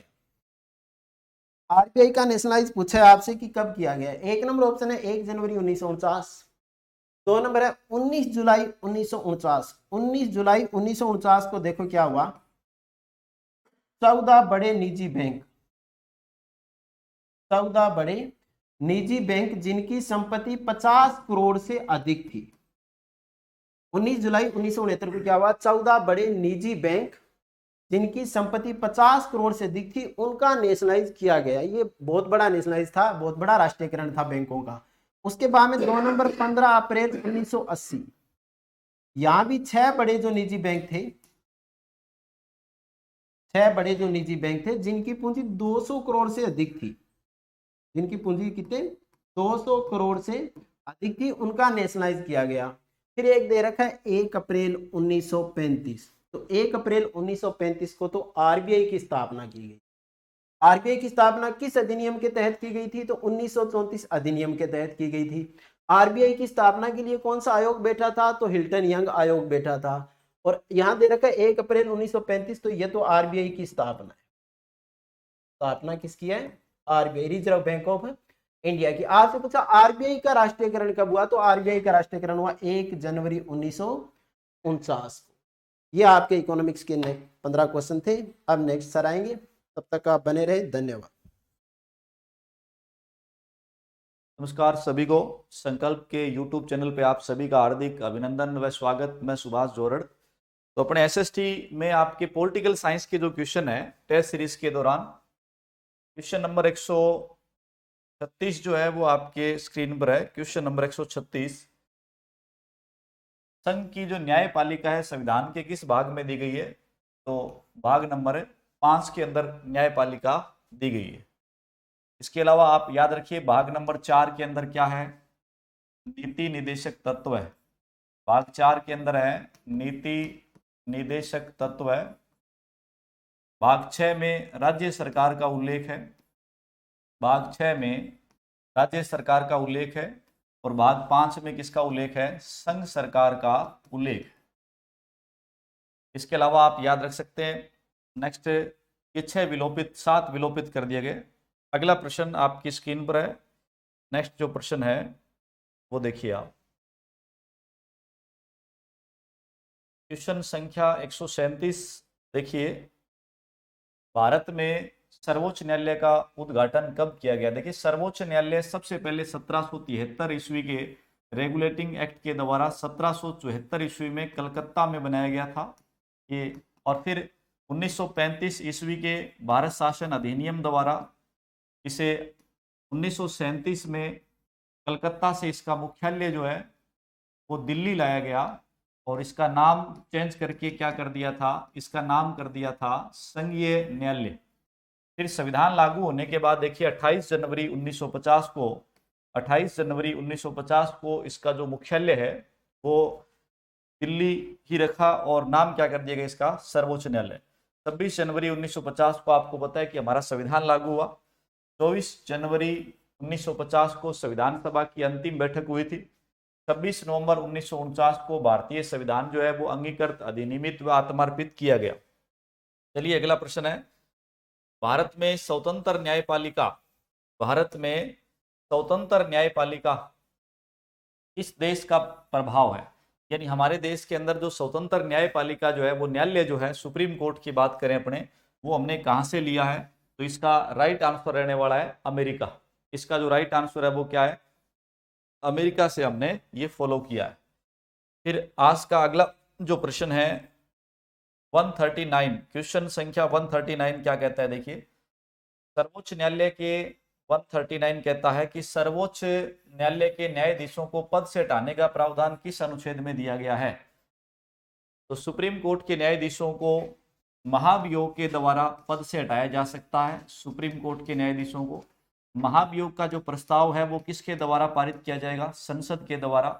किस बहुमत से पारित किया जाएगा? विशेष बहुमत से पारित किया जाएगा। कौन सा बहुमत चाहिए? विशेष बहुमत से प्रस्ताव पारित होने के बाद भारत के राष्ट्रपति के आदेश से सुप्रीम कोर्ट के न्यायाधीशों को पद से हटाया जा सकता है। अभी तक किसी भी न्यायाधीश को पद से हटाया नहीं गया है। तो इसका राइट आंसर चाहिए आप, इसका जो सही आंसर है वो दीजिए, क्या होगा? 124/4। आज का अगला प्रश्न जो है क्वेश्चन संख्या 140।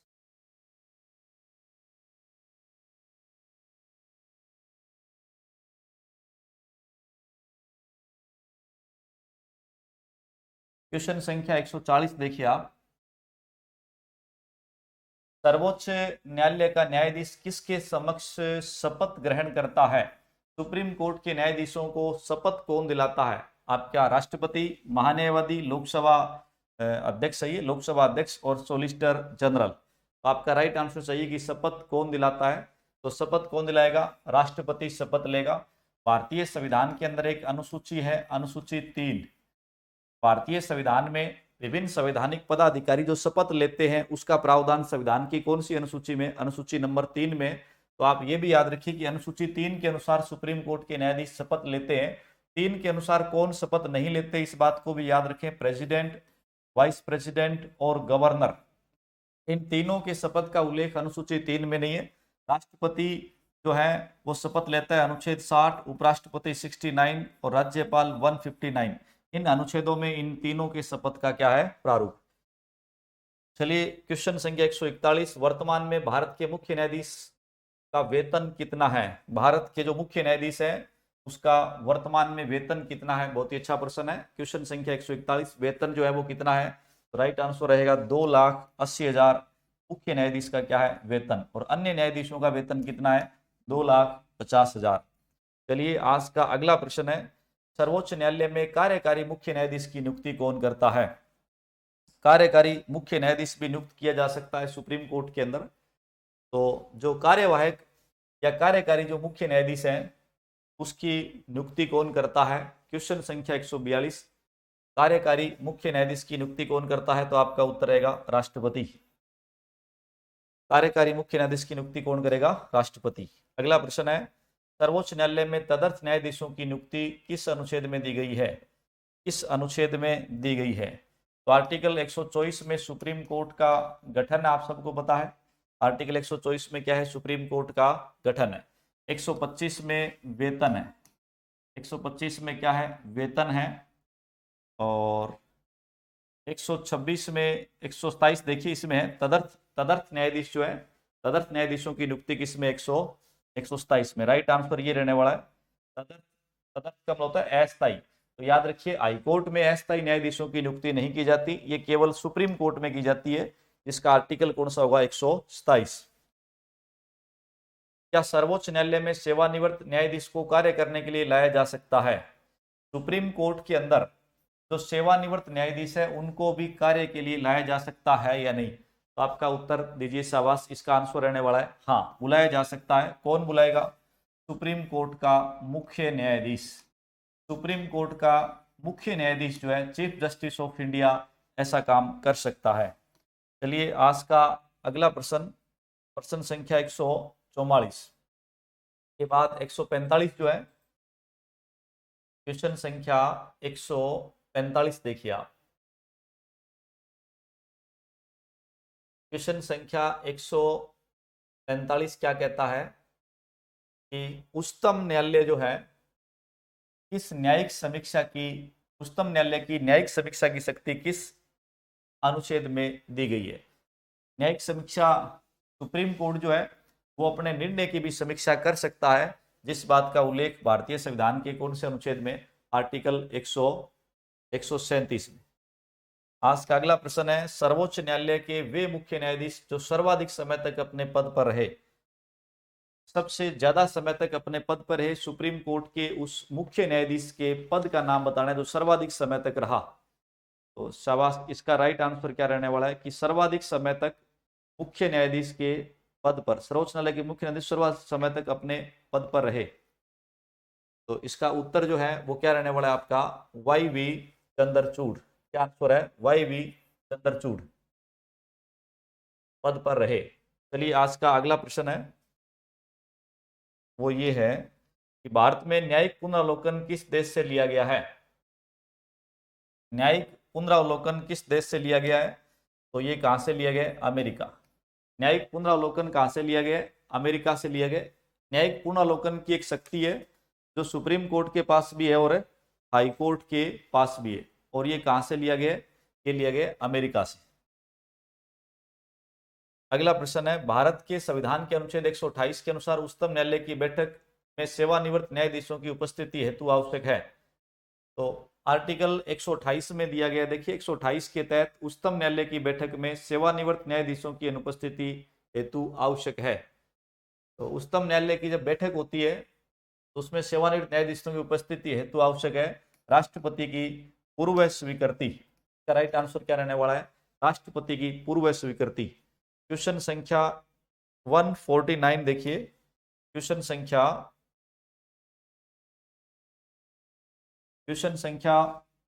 149, निम्नलिखित में से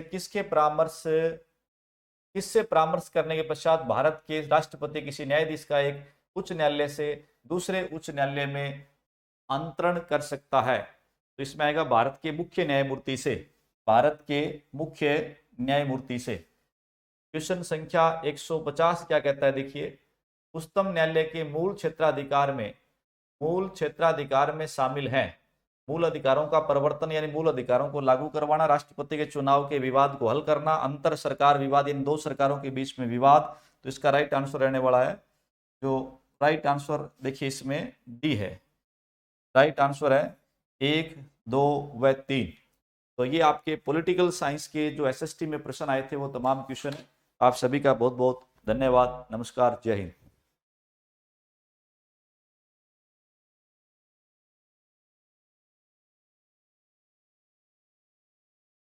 नमस्कार सभी प्रिय विद्यार्थियों को संकल्प के ऑनलाइन प्लेटफॉर्म पर फिर से सभी का मैं सुशील वर्मा तहे दिल से स्वागत करता हूं। आज जो रीट एसएसटी से संबंधित 20 नवंबर को जो अपना टेस्ट हुआ था उसी का अपने सोल्यूशन लेके आए हैं।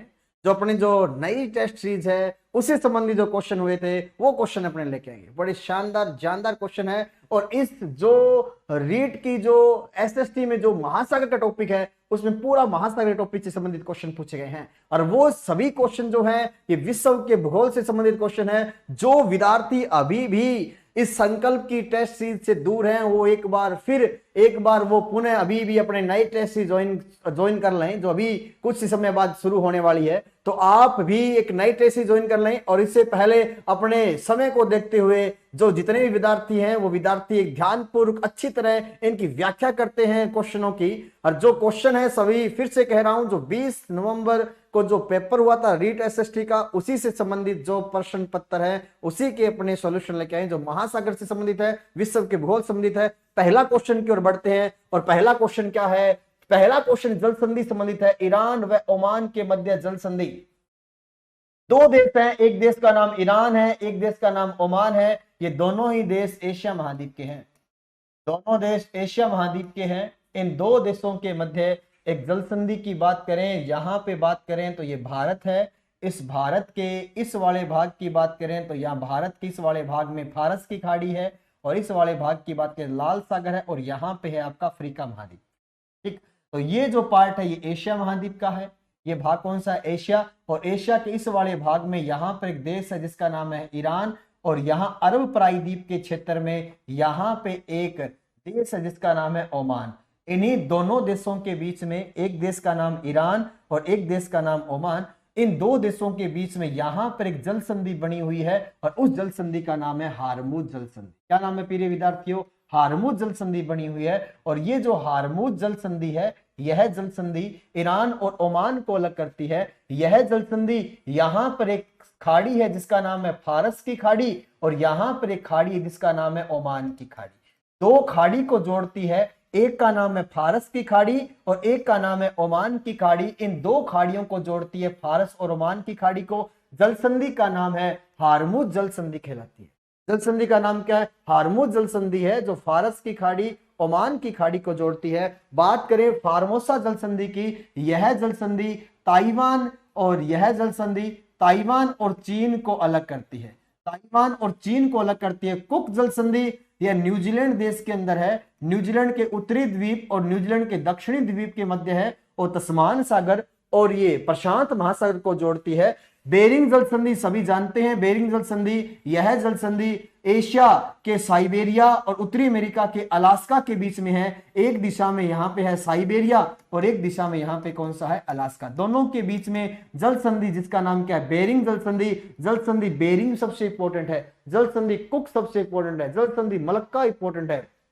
इसके अलावा सुंडा जल संधि इंपॉर्टेंट है। भूमध्य सागर का प्रवेश द्वार जिब्राल्टर सबसे इंपॉर्टेंट है। ये जल संधि इंपॉर्टेंट जल संधि है, परंतु यहां अपना सही उत्तर क्या बन रहा है? हारमुज जल संधि, जो फारस की खाड़ी ओमान को जोड़ती है, ईरान और ओमान को क्या करती है? ये अलग करती है। क्लियर? नेक्स्ट क्वेश्चन की ओर बढ़ते हैं और नेक्स्ट क्वेश्चन क्या है? ध्यान देना प्रिय विद्यार्थियों, इंडोनेशिया व मलेशिया के मध्य जल संधि पूछी गई है। यह भी बहुत अच्छी जल संधि है। जल संधि का नाम देखो, पहले तो नाम जल संधि देश के नाम देखो। एक का देश का नाम इंडोनेशिया, एक का नाम है मलेशिया। दोनों के बीच की जल संधि पूछी है, दोनों के बीच में कौन सी जल संधि आती है? तो आप सभी जानते हैं इंडोनेशिया और मलेशिया फिर से किस महाद्वीप के देश हैं? ये दोनों देश एशिया महाद्वीप के हैं। तो फिर से अपन एशिया महाद्वीप की बात करें तो यहाँ का जो भाग है ये भारत का भाग है, और भारत के दक्षिण पूर्वी क्षेत्र यहाँ पे बात करें तो ये जो क्षेत्र है यहाँ का, यहाँ पे एक देश है जिसका नाम है मलेशिया। इस वाले भाग में एक देश का नाम है मलेशिया, और इस मलेशिया के इस वाले भाग में देश की बात करें तो यहाँ पे इंडोनेशिया देश है, और इंडोनेशिया के यहाँ पे दो बड़े द्वीप है। एक द्वीप का नाम इंडोनेशिया का द्वीप जिसका नाम है सुमात्रा द्वीप, और एक बड़े द्वीप का नाम जिसका नाम है जावा द्वीप। एक का नाम है सुमात्रा और एक द्वीप का नाम है जावा, और दोनों जावा और सुमात्रा द्वीप है। ये दोनों द्वीप देश पूछे तो किस देश के हैं? ये इंडोनेशिया के हैं। और ये भी ध्यान देना प्रिय विद्यार्थियों, इंडोनेशिया विश्व का सबसे बड़ा द्वीपीय देश है, विश्व का सबसे बड़ा द्वीपीय देश है। मैं सबसे बड़ा देश नहीं कह रहा, मैं विश्व का सबसे बड़ा द्वीपीय देश कह रहा हूं, अर्थात जिसके पास सबसे ज्यादा द्वीप है वो द्वीपीय देश है। 17,508 द्वीप है किसके पास है? इंडोनेशिया का। और विश्व का सबसे बड़ा देश पूछे क्षेत्रफल में तो विश्व का सबसे बड़ा देश कौन सा? आपका रूस देश विश्व का सबसे बड़ा। तो परंतु यहाँ पे अपने क्या पढ़ रहे हैं कि यहाँ पे का विश्व का सबसे बड़ा द्वीपीय देश इंडोनेशिया है, जो विश्व में सर्वाधिक मुस्लिम आबादी रखता है, जिसका नाम क्या है? द्वीपीय देश, जिसका नाम क्या है? इंडोनेशिया कहलाता है। क्लियर? मलेशिया और सुमात्रा के बीच में यहां पर एक जल संधि है, मलेशिया और सुमात्रा के बीच में यहां पर एक जल संधि है। तो ध्यान देना, मलेशिया और सुमात्रा के बीच में जो जल संधि है, इसी जल संधि का नाम है मलक्का जल संधि। जल संधि कौन सी है? मलक्का। ये मलक्का मलेशिया और सुमात्रा के बीच में है। तो अपना सही उत्तर क्या होगा? मलक्का और मलेशिया के बीच में जल संधि, जिसका नाम क्या है? सुमात्रा जल संधि। और जो सुमात्रा जल संधि है, ये सुमात्रा जल संधि है, सुमात्रा जो द्वीप है और मलेशिया जो द्वीप है, इनके बीच में जल संधि का नाम क्या है? मलक्का। और ये मलक्का जल संधि जो है, यहाँ पे सागर है जिसका नाम है, यहाँ पे खाड़ी है जिसका नाम क्या है? बंगाल की खाड़ी है। और यहाँ पे सागर जिसका नाम है जावा सागर, दोनों को जोड़ती है। और मलेशिया और सुमात्रा को क्या करती है? अलग करती है। जल संधि का नाम क्या है? जल संधि का नाम क्या आपका? मलक्का जल संधि है। यहाँ पे एक जल संधि और है, यहाँ पे एक जल संधि और है जिसका नाम है जावा और सुमात्रा को जो अलग करती है, इस जल संधि का नाम है जावा सागर, जो हिंद महासागर और जावा सागर को जोड़ती है। ये देखो, ये दे रखा है, यहाँ पे जिब्राल्टर दे रखा है। ये जिब्राल्टर सबसे इंपॉर्टेंट जल संधि है, जो भूमध्य सागर का प्रवेश द्वार कहलाती है। जो मोरक्को देश जो अफ्रीका का है और स्पेन देश जो यूरोप का है, इन दोनों के मध्य, यूरोप और अफ्रीका के मध्य जल संधि जिसका नाम जिब्राल्टर, ये सबसे इंपॉर्टेंट जल संधि है। क्लियर? तो इसका सही उत्तर क्या होगा? मलक्का जल संधि कहलाया। नेक्स्ट क्वेश्चन की ओर बढ़ते हैं, और नेक्स्ट क्वेश्चन जो है अपना, नेक्स्ट क्वेश्चन की ओर बढ़ते हैं। और नेक्स्ट क्वेश्चन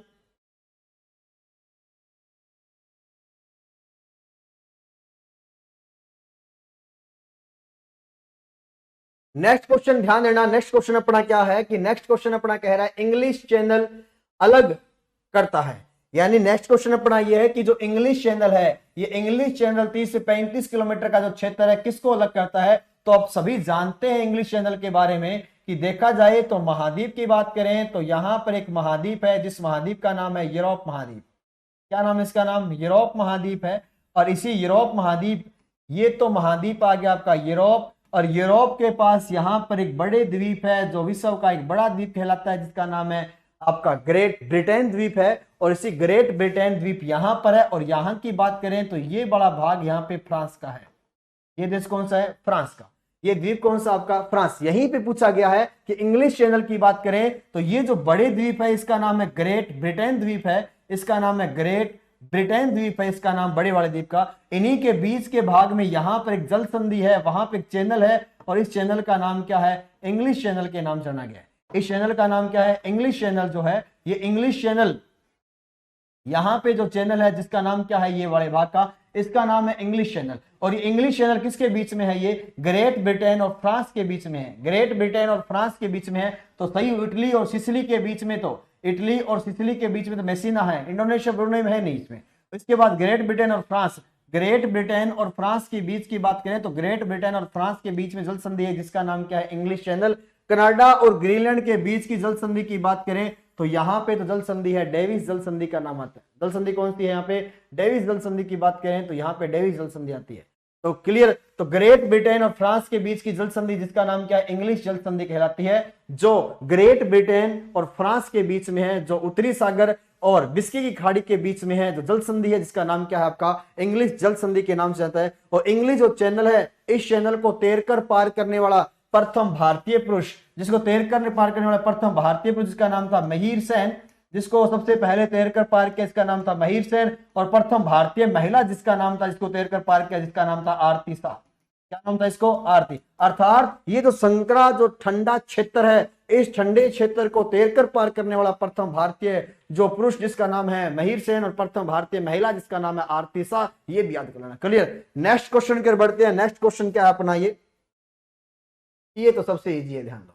नेक्स्ट क्वेश्चन में तो कोई खास विशेष बात नहीं है, ये तो आप सभी जानते हो कि आकार के आधार पर महासागरों के नाम सही क्रम में, इतना खास क्वेश्चन के नहीं है, ये नॉर्मल सा क्वेश्चन है। आकार के आधार पर महासागरों के नाम पता करने हैं। सभी को मालूम है प्रशांत क्षेत्रफल में सबसे बड़ा महासागर है जो संपूर्ण विश्व का, संपूर्ण पृथ्वी का 1/3 भाग रखता है, अर्थात 1/3 भाग पर फैला है सबसे बड़ा महासागर जिसका नाम है प्रशांत महासागर। आकृति बता देता हूं, प्रशांत की जो आकृति है ये त्रिभुजाकार आकृति। कौन सा महासागर त्रिभुजाकार आकृति में फैला है? तो प्रशांत सबसे बड़ा है और प्रशांत का आधा है, प्रशांत का आधा है तो विश्व का कौन सा हुआ? 1/6, जिसका नाम क्या है? अटलांटिक। तो क्षेत्रफल में कौन सा है? दूसरा क्रम है। यानी आकार के आधार पर महासागरों सही क्रम कौन सा होगा? तो आकार के आधार पर महासागरों सही क्रम कौन सा होगा? सबसे बड़ा कौन सा होगा? आपके प्रशांत महासागर। कौन सा होगा इसके अंदर? प्रशांत। दूसरा कौन सा होगा इसके अंदर? अटलांटिक महासागर। अटलांटिक की आकृति याद करना, अटलांटिक की आकृति किस नुमा है? ये एस नुमा है। अटलांटिक की आकृति कौन सी? इसके अंदर एस नुमा आकृति, अटलांटिक की आकृति। इसके बाद हिंद महासागर है। हिंद महासागर एकमात्र महासागर जो किसी देश के आधार पर है। क्षेत्रफल में कौन सा स्थान रखता है? तीसरा। और इसकी आकृति याद करना एम अक्षर के समान है। एम अक्षर का महासागर किसे कहते हैं? हिंद महासागर को। एस अक्षर का महासागर किसे कहते हैं? अटलांटिक को। त्रिभुजाकार किसे कहा गया है? प्रशांत महासागर कहा गया है। क्लियर? इसके बाद है दक्षिणी महासागर, और इसी दक्षिणी महासागर का एक नाम और है, इसको बोलते हैं अंटार्कटिक महासागर। और अंटार्कटिक महासागर क्षेत्रफल में कौन सा स्थान रखता है? चौथा। विशेष कोई आकृति नहीं है। यह महासागर 60 डिग्री साउथ से लेकर अंटार्कटिका महाद्वीप तक जो भी भाग आता है, ये संपूर्ण भाग दक्षिणी महासागर का, दक्षिणी ध्रुव महासागर का आता है। और इसके बाद अंतिम में आता है आर्कटिक महासागर। और आर्कटिक महासागर सबसे छोटा महासागर है जिसकी आकृति डी अक्षर के समान है। जिसकी आकृति किस अक्षर के समान है? डी आकृति के समान है। सबसे बड़ा प्रशांत है तो सभी में ए लगाया हुआ। दूसरा कौन सा आता है? अटलांटिक, अर्थात 1 और 3। इसमें 1 और 3 ये अपना गलत हो गया। तीसरा कौन सा आ गया? तीसरा अपना आया हिंद, यानी 1, 3 और 2, 1, 3 और 2 यहां पर है। फिर इसके बाद कौन सा आ गया? इसके बाद आ गया 4 यानी दक्षिणी ध्रुव, तो यानी 4 दक्षिणी ध्रुव। तो ये लो सबसे छोटा और सबसे बड़ा, तो ये क्रम पाएगा। ये क्या है? अपने क्रम है इस प्रकार। तो आकार के आधार पर महासागरों के क्रम देखें। आकृति याद करना, आकृति मैंने बताई है। आकृति प्रशांत की त्रिभुज है, हिंद की एम है, अटलांटिक की एस है और आर्कटिक की है डी अक्षर के समान है। क्लियर? नेक्स्ट क्वेश्चन की ओर बढ़ते हैं। नेक्स्ट क्वेश्चन क्या है अपना? ध्यान दो।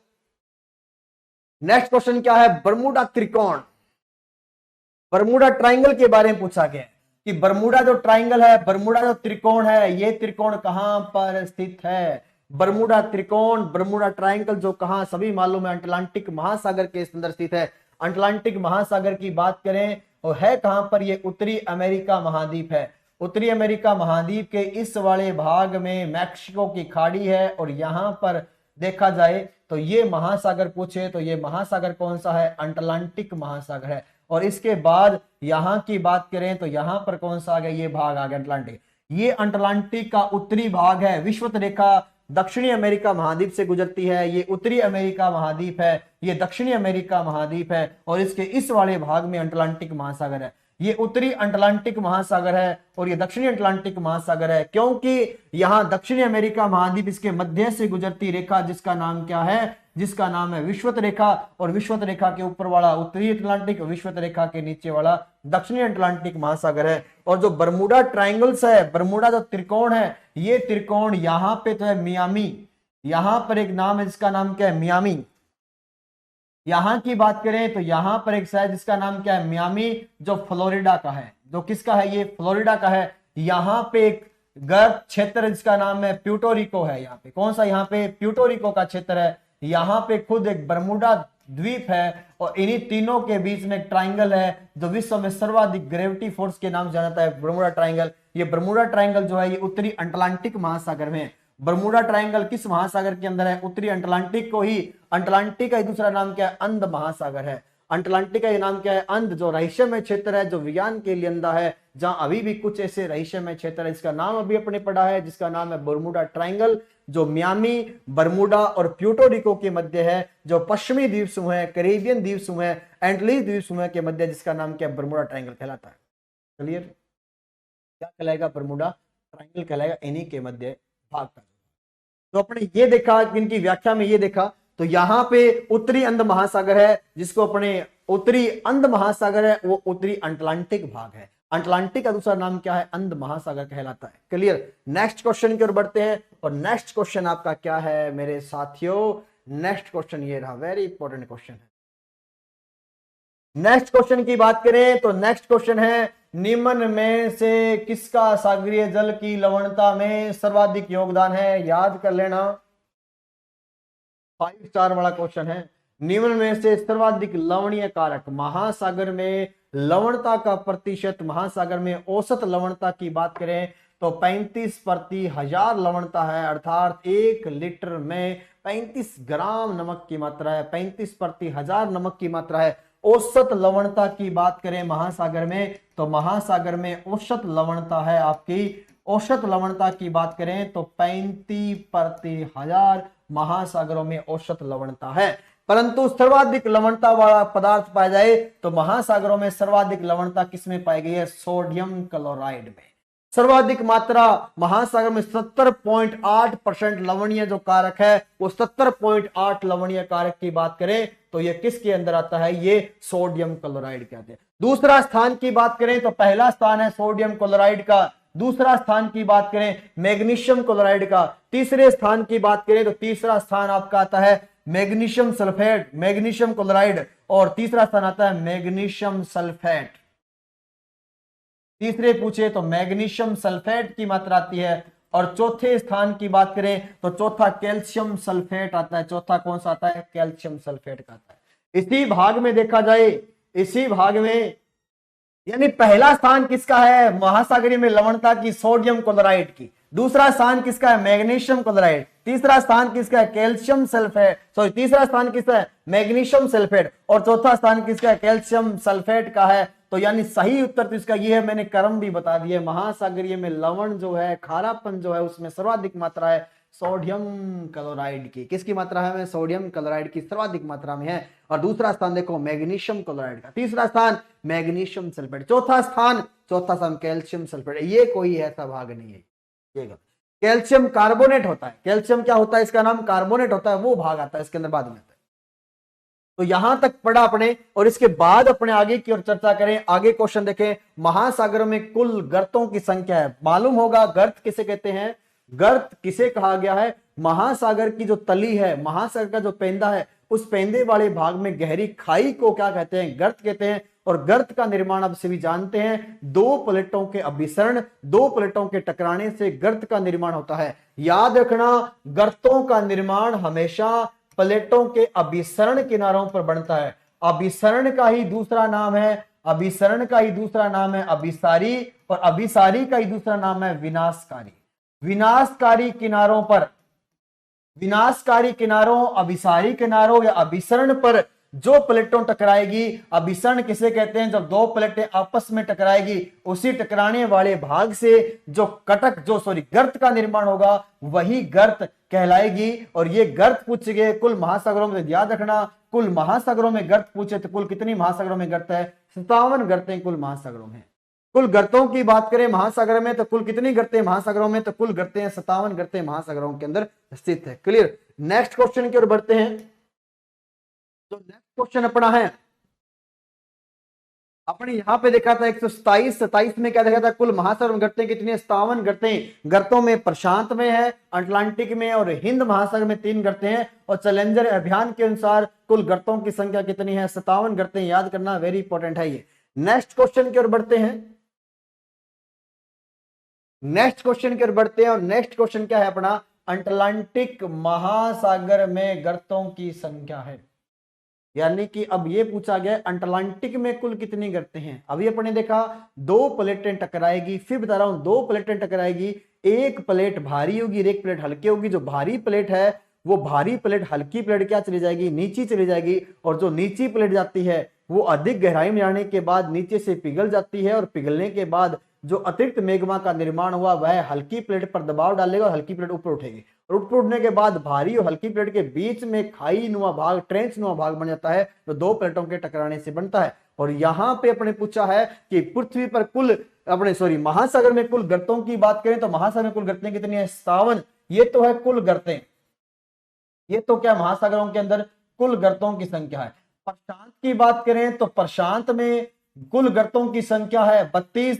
अटलांटिक में कुल गर्तों की बात करें तो अटलांटिक महासागर में कुल गर्तों की संख्या 19, और हिंद महासागर में कुल गर्तों की बात करें तो 6। ये याद कर लेना, कई बार पूछा गया है, साई लाइब्रेरियन के पेपर में भी आया हुआ था, या फिर अपने लैब असिस्टेंट का पेपर हुआ था उसमें क्वेश्चन पूछा गया, कई बार क्वेश्चन आया हुआ है। ये वेरी इंपॉर्टेंट क्वेश्चन है, ये मैंने फिर बता दिया। देखो 57 कुल गर्तें हैं, 32 प्रशांत में है, 19 अटलांटिक में और 6 हिंद महासागर में। पूछी किसकी, अटलांटिक के, तो अटलांटिक में कुल कितनी गर्तें हैं, 19 गर्तें अटलांटिक महासागर में। क्लियर। नेक्स्ट क्वेश्चन की ओर बढ़ते हैं, और नेक्स्ट क्वेश्चन क्या है, ध्यान देना प्रिय विद्यार्थियों। नेक्स्ट क्वेश्चन है 129 नंबर क्वेश्चन है, कौन सा गर्त प्रशांत महासागर में नहीं है, कौन सा गर्त प्रशांत महासागर में नहीं है। गर्त के बारे में पूछा गया है कि सही उत्तर क्या होगा कि गर्त कौन से महासागर में नहीं पूछा गया है। तो ध्यान देना, प्रशांत का सबसे गहरा गर्त कौन सा है, मेरियाना सबसे गहरा गर्त है, ये मेरियाना प्रशांत के अंदर है, ये भी प्रशांत में, ये प्रशांत में। कारगुलेन गर्त है, ये कारगुलेन कटक भी है और कारगुलेन गर्त भी है, और ये है हिंद महासागर में।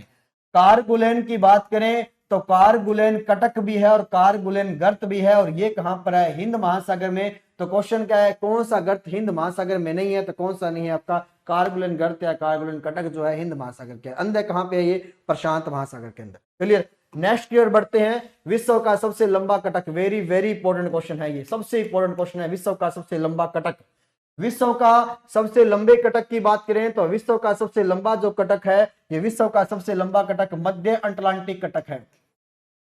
विश्व का सबसे लंबा कटक पूछे तो विश्व का सबसे लंबा कटक मध्य अटलांटिक कटक है। यह जो कटक है ये अटलांटिक महासागर में, जैसे शॉर्ट में थोड़ा सा बताएं आपको, ये उत्तरी अमेरिका महाद्वीप है और ये दक्षिणी अमेरिका महाद्वीप है, और उत्तरी अमेरिका महाद्वीप और दक्षिणी अमेरिका महाद्वीप की बात करें जाए तो यहाँ पे है आपका यूरोप महाद्वीप, और यूरोप महाद्वीप के बाद यहाँ पे आता है आपका अफ्रीका महाद्वीप।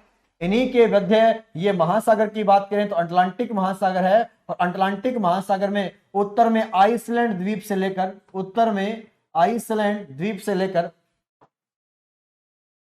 उत्तर में आइसलैंड द्वीप से लेकर, और दक्षिण में एक द्वीप है जिसका नाम है बोबेट द्वीप, दक्षिण में द्वीप इसका नाम है बोबेट द्वीप। इन दोनों के बीच में एस नुमा एक कटक है जो विश्व का सबसे लंबा कटक है, और जिस कटक का नाम है मध्य अटलांटिक कटक, और इसकी लंबाई है 14,440 किलोमीटर, जो विश्व का सबसे लंबे कटक के रूप में जाना गया है, जिसका नाम क्या है, मध्य अटलांटिक कटक। आकृति पूछे तो एस आकृति कटक, कैसा कटक है ये, एस आकृति कटक कहलाता है। क्लियर। नेक्स्ट की ओर बढ़ते हैं, और ये नेक्स्ट क्वेश्चन कौन सा अपना, ये कौन सा कटक अरब सागर को दो भागों में बांटता है। ये क्वेश्चन आया है, अरब सागर को दो भागों में बांटने वाले कटक के बारे में पूछ रहा है। तो अरब सागर को दो भागों में बांटने वाला कटक कौन सा है, तो अरब सागर को दो भागों में बांटने वाला कटक जो है, क्या ये कारगुलेन कटक है। ये कारगुलेन कटक हिंद महासागर में है। पूर्वी 90 डिग्री कटक ये भी हिंद महासागर के अंदर है, परंतु अरब सागर के ये तो 90 डिग्री पूर्वी कटक अरब सागर में है। ये कहां पे अलग, कारगुलेन जो कटक है, ये कारगुलेन जो कटक है, ये कटक है आपका तो 90 डिग्री जो पूर्वी कटक है, 90 डिग्री पूर्वी कटक है, ये जो कटक है ये बंगाल की खाड़ी में है। कहां पे है ये, बंगाल की खाड़ी में। और जो ये कारगुलेन कटक है ये हिंद महासागर में है। कार्लसबर्ग कटक है, ये कटक आपका अरब सागर में है। कहां पर है ये, अरब सागर में कटक है। और यही कटक जो है, ये कटक किसको दो भागों में बांटता है, ये अरब सागर को बांटता है। एल्बेट्रोस कटक सबसे इंपॉर्टेंट कटक है, और ये एल्बेट्रोस कटक प्रशांत महासागर के अंदर है। एल्बेट्रोस कटक कहां पे है, ये प्रशांत, और प्रशांत में पूछे कहां पर, तो उत्तरी प्रशांत के क्षेत्र में। एल्बेट्रोस मैक्सिको के आसपास के क्षेत्र में, विषुवत रेखा के थोड़ा पास में एल्बेट्रोस कटक है। ये प्रशांत में है, ये अरब सागर में है, ये बंगाल की खाड़ी में, और हिंद महासागर में है कारगुलेन कटक। याद कर लेना इन कटकों के बारे में, कटक भी वेरी इंपॉर्टेंट है, कटक भी क्या है, वेरी इंपॉर्टेंट।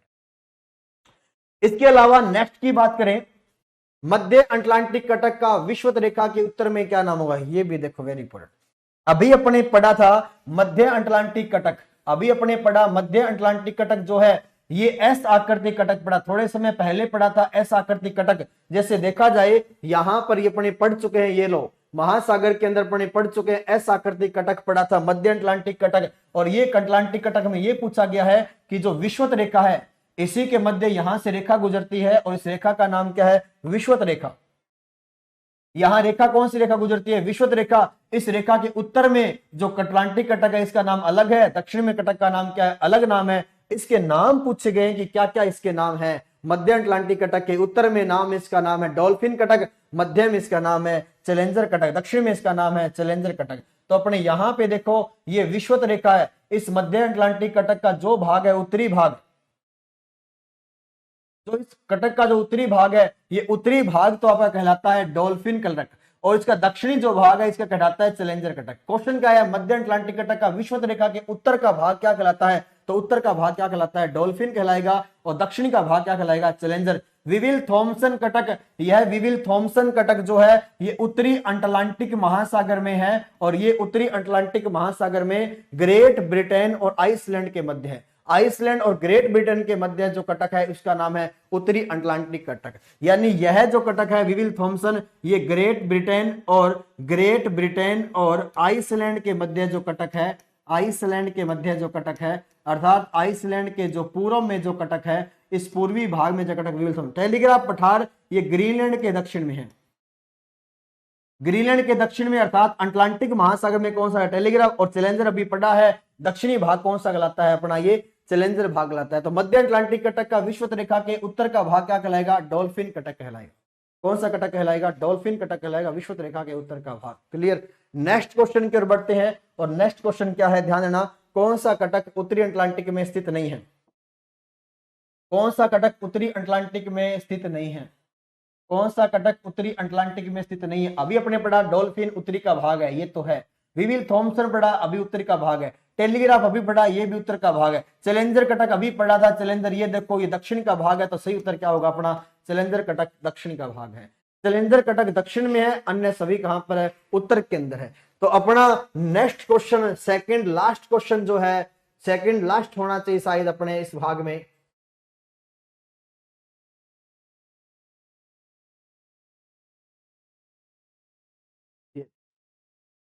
ये अभी थोड़े समय पहले अभी कुछ क्वेश्चन में किया था अपने, किस कटक की आकृति एस नुमा है? किस कटक की आकृति एस नुमा है? तो एस नुमा आकृति का कटक अपने अभी क्या था? एस नुमा आकृति कटक कौन सा है? मध्य अटलांटिक कटक है, जो विश्व का सबसे लंबा कटक है, जो आइसलैंड द्वीप से लेकर बोबेट द्वीप के मध्य है, जो 14,400 किलोमीटर की लंबाई में फैला विश्व का सबसे लंबा कटक। और यह कटक 14,440 किलोमीटर लंबा में आइसलैंड और बोबेट द्वीप के मध्य है, जो विश्व का सबसे क्या है? ये लंबा ऐसा आकृति का।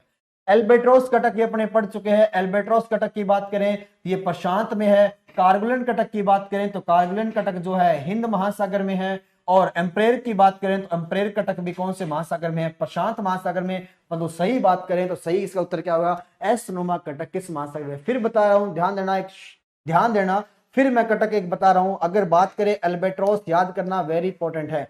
एक कटक की बात करें विविल थॉमसन कटक, वेरी इंपॉर्टेंट है विविल थॉमसन कटक। विविल थॉमसन कटक आइसलैंड और ग्रेट ब्रिटेन के पास है। फिर बात करें टेलीग्राफ पठार की, दक्षिणी जो उत्तरी अमेरिका के पूर्व में या फिर ग्रीनलैंड के दक्षिण में है, जिसका नाम है टेलीग्राफ पठार। एक पठार की ओर बात की जाए जिसका नाम है न्यू फाउंडलैंड कटक। और न्यू फाउंडलैंड कटक जो है ये कटक भी है उत्तरी अटलांटिक महासागर के अंदर।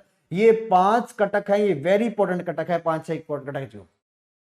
इसके बाद आ गया, नेक्स्ट आ गया अटलांटिक महासागर का। इसके बाद नेक्स्ट क्वेश्चन क्या है अपना? नेक्स्ट क्वेश्चन ये है कि गर्त से संबंधित है। अटलांटिक महासागर का सबसे गहरा गर्त कौन सा है? तो याद रखना, अटलांटिक सभी जानते हैं, मेरियाना गर्त विश्व का सबसे गहरा गर्त है। मेरियाना गर्त विश्व का सबसे गहरा गर्त है, जिसकी गहराई 11,022 मीटर है। जिस गहराई 11,022 मीटर है, जो विश्व का सबसे क्या है? ये गहरा गर्त है। विश्व का सबसे गहरे गर्त की बात करें तो विश्व का सबसे गहरा गर्त कौन सा है? तो विश्व का सबसे गहरा गर्त है मेरियाना गर्त, जो विश्व का सबसे गहरा 11,022 मीटर इसकी गहराई है। और इसके अलावा बात करें तो सुंडा गर्त, तो सुंडा गर्त है, यह सुंडा गर्त हिंद महासागर का सबसे गहरा है। हिंद महासागर का सबसे गहरे गर्त की बात करें तो हिंद महासागर का सबसे गहरा गर्त कौन सा है? सुंडा गर्त कहलाता है। प्यूटोरिको गर्त की बात करें तो प्यूटोरिको गर्त अटलांटिक महासागर का सबसे गहरा गर्त है। अटलांटिक महासागर का सबसे गहरा गर्त की बात करें प्यूटोरिको गर्त है। टोंगा गर्त प्रशांत का दूसरा सबसे गहरा गर्त है, तो नाम क्या है इसका? प्रशांत का दूसरा सबसे गहरा। क्वेश्चन है, सॉरी गलत कर दिया, देखो अपने क्या कर दिया, अटलांटिक महासागर का सबसे गहरा गर्त पूछा है। अटलांटिक महासागर सबसे गहरा गर्त पूछा है, तो अटलांटिक का सबसे गहरे गर्त की बात करें तो अटलांटिक का सबसे गहरा कौन सा है?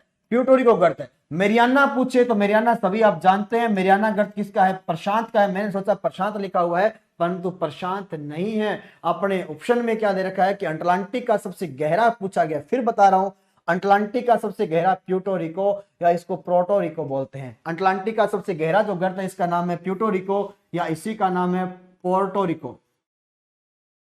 प्यूटोरिको या पोर्टोरिको, ये जो है प्यूटोरिको अटलांटिक का सबसे गहरा, सुंडा हिंद का सबसे गहरा, मेरियाना प्रशांत का सबसे गहरा, मेरियाना प्रशांत का सबसे गहरा, प्यूटोरिको अटलांटिक का सबसे गहरा, टोंगा प्रशांत का दूसरा सबसे गहरा। ये गर्त हुए। इस प्रकार से महासागरीय टॉपिक अपने क्या हुआ कंप्लीट। धाराएं भी पूछी जाती है और धाराओं में से क्वेश्चन आएगा। फिर कह रहा हूं एक क्वेश्चन आएगा, अपने देखा जाए गर्त और कटक में क्वेश्चन 100% आएगा। जो जितने गर्त और कटक मैंने लिखे हैं वो गर्त और कटक भी पढ़ लोगे तो क्वेश्चन बाहर नहीं जाएगा। ये भी पढ़ लोगे तो इनमें से भी क्वेश्चन आ जाता है। किस किस महासागर में कौन कौन से हैं? मध्य अटलांटिक कटक मत भूल जाना। मैंने 2 क्वेश्चन डाले मध्य अटलांटिक के। एस आकृति का भी पूछा गया है। उत्तरी भाग डॉल्फिन है, दक्षिणी भाग चैलेंजर है, विविल थॉम्सन कटक है, टेलीग्राफ है और आपका न्यू फाउंडलैंड है, एल्बेट्रॉस है, चेगोस है, कारगुलेन है और ये सभी जो कटक है, कार्लसबर्ग, ये सभी कटक इंपॉर्टेंट है, वेरी इंपॉर्टेंट। इसके अलावा गर्त आपने देखा होगा, प्यूटोरिको गर्त देखा होगा, अभी अपने अटलांटिक के अंदर है। सुंडा गर्त भी अटलांटिक के अंदर, जावा गर्त भी अटलांटिक के अंदर है, डिस्कवरी गर्त भी अटलांटिक के अंदर। इस प्रकार से अपने गर्त और कटक को अच्छी तरह किया है, शॉर्ट में किया है, स्पिटली किए हैं, फिर भी लगभग समझते हुए अपने किए हैं, क्योंकि अपने ज्यादा डीप करेंगे तो फिर जो ऑनलाइन का सिस्टम है फिर क्या रहेगा इसमें। तो अपने देखा जाए तो लगभग कुछ अच्छी तरीके से अपने कंप्लीट किया है। तो इस प्रकार से जो 20 नवंबर को जो हुआ अपना टेस्ट वो अपने अच्छी तरीके से कंप्लीट हुआ। धन्यवाद। जो 3-4 बारी क्लास रुक गई थी, खेद है हमको, ये 3-4 बारी क्लास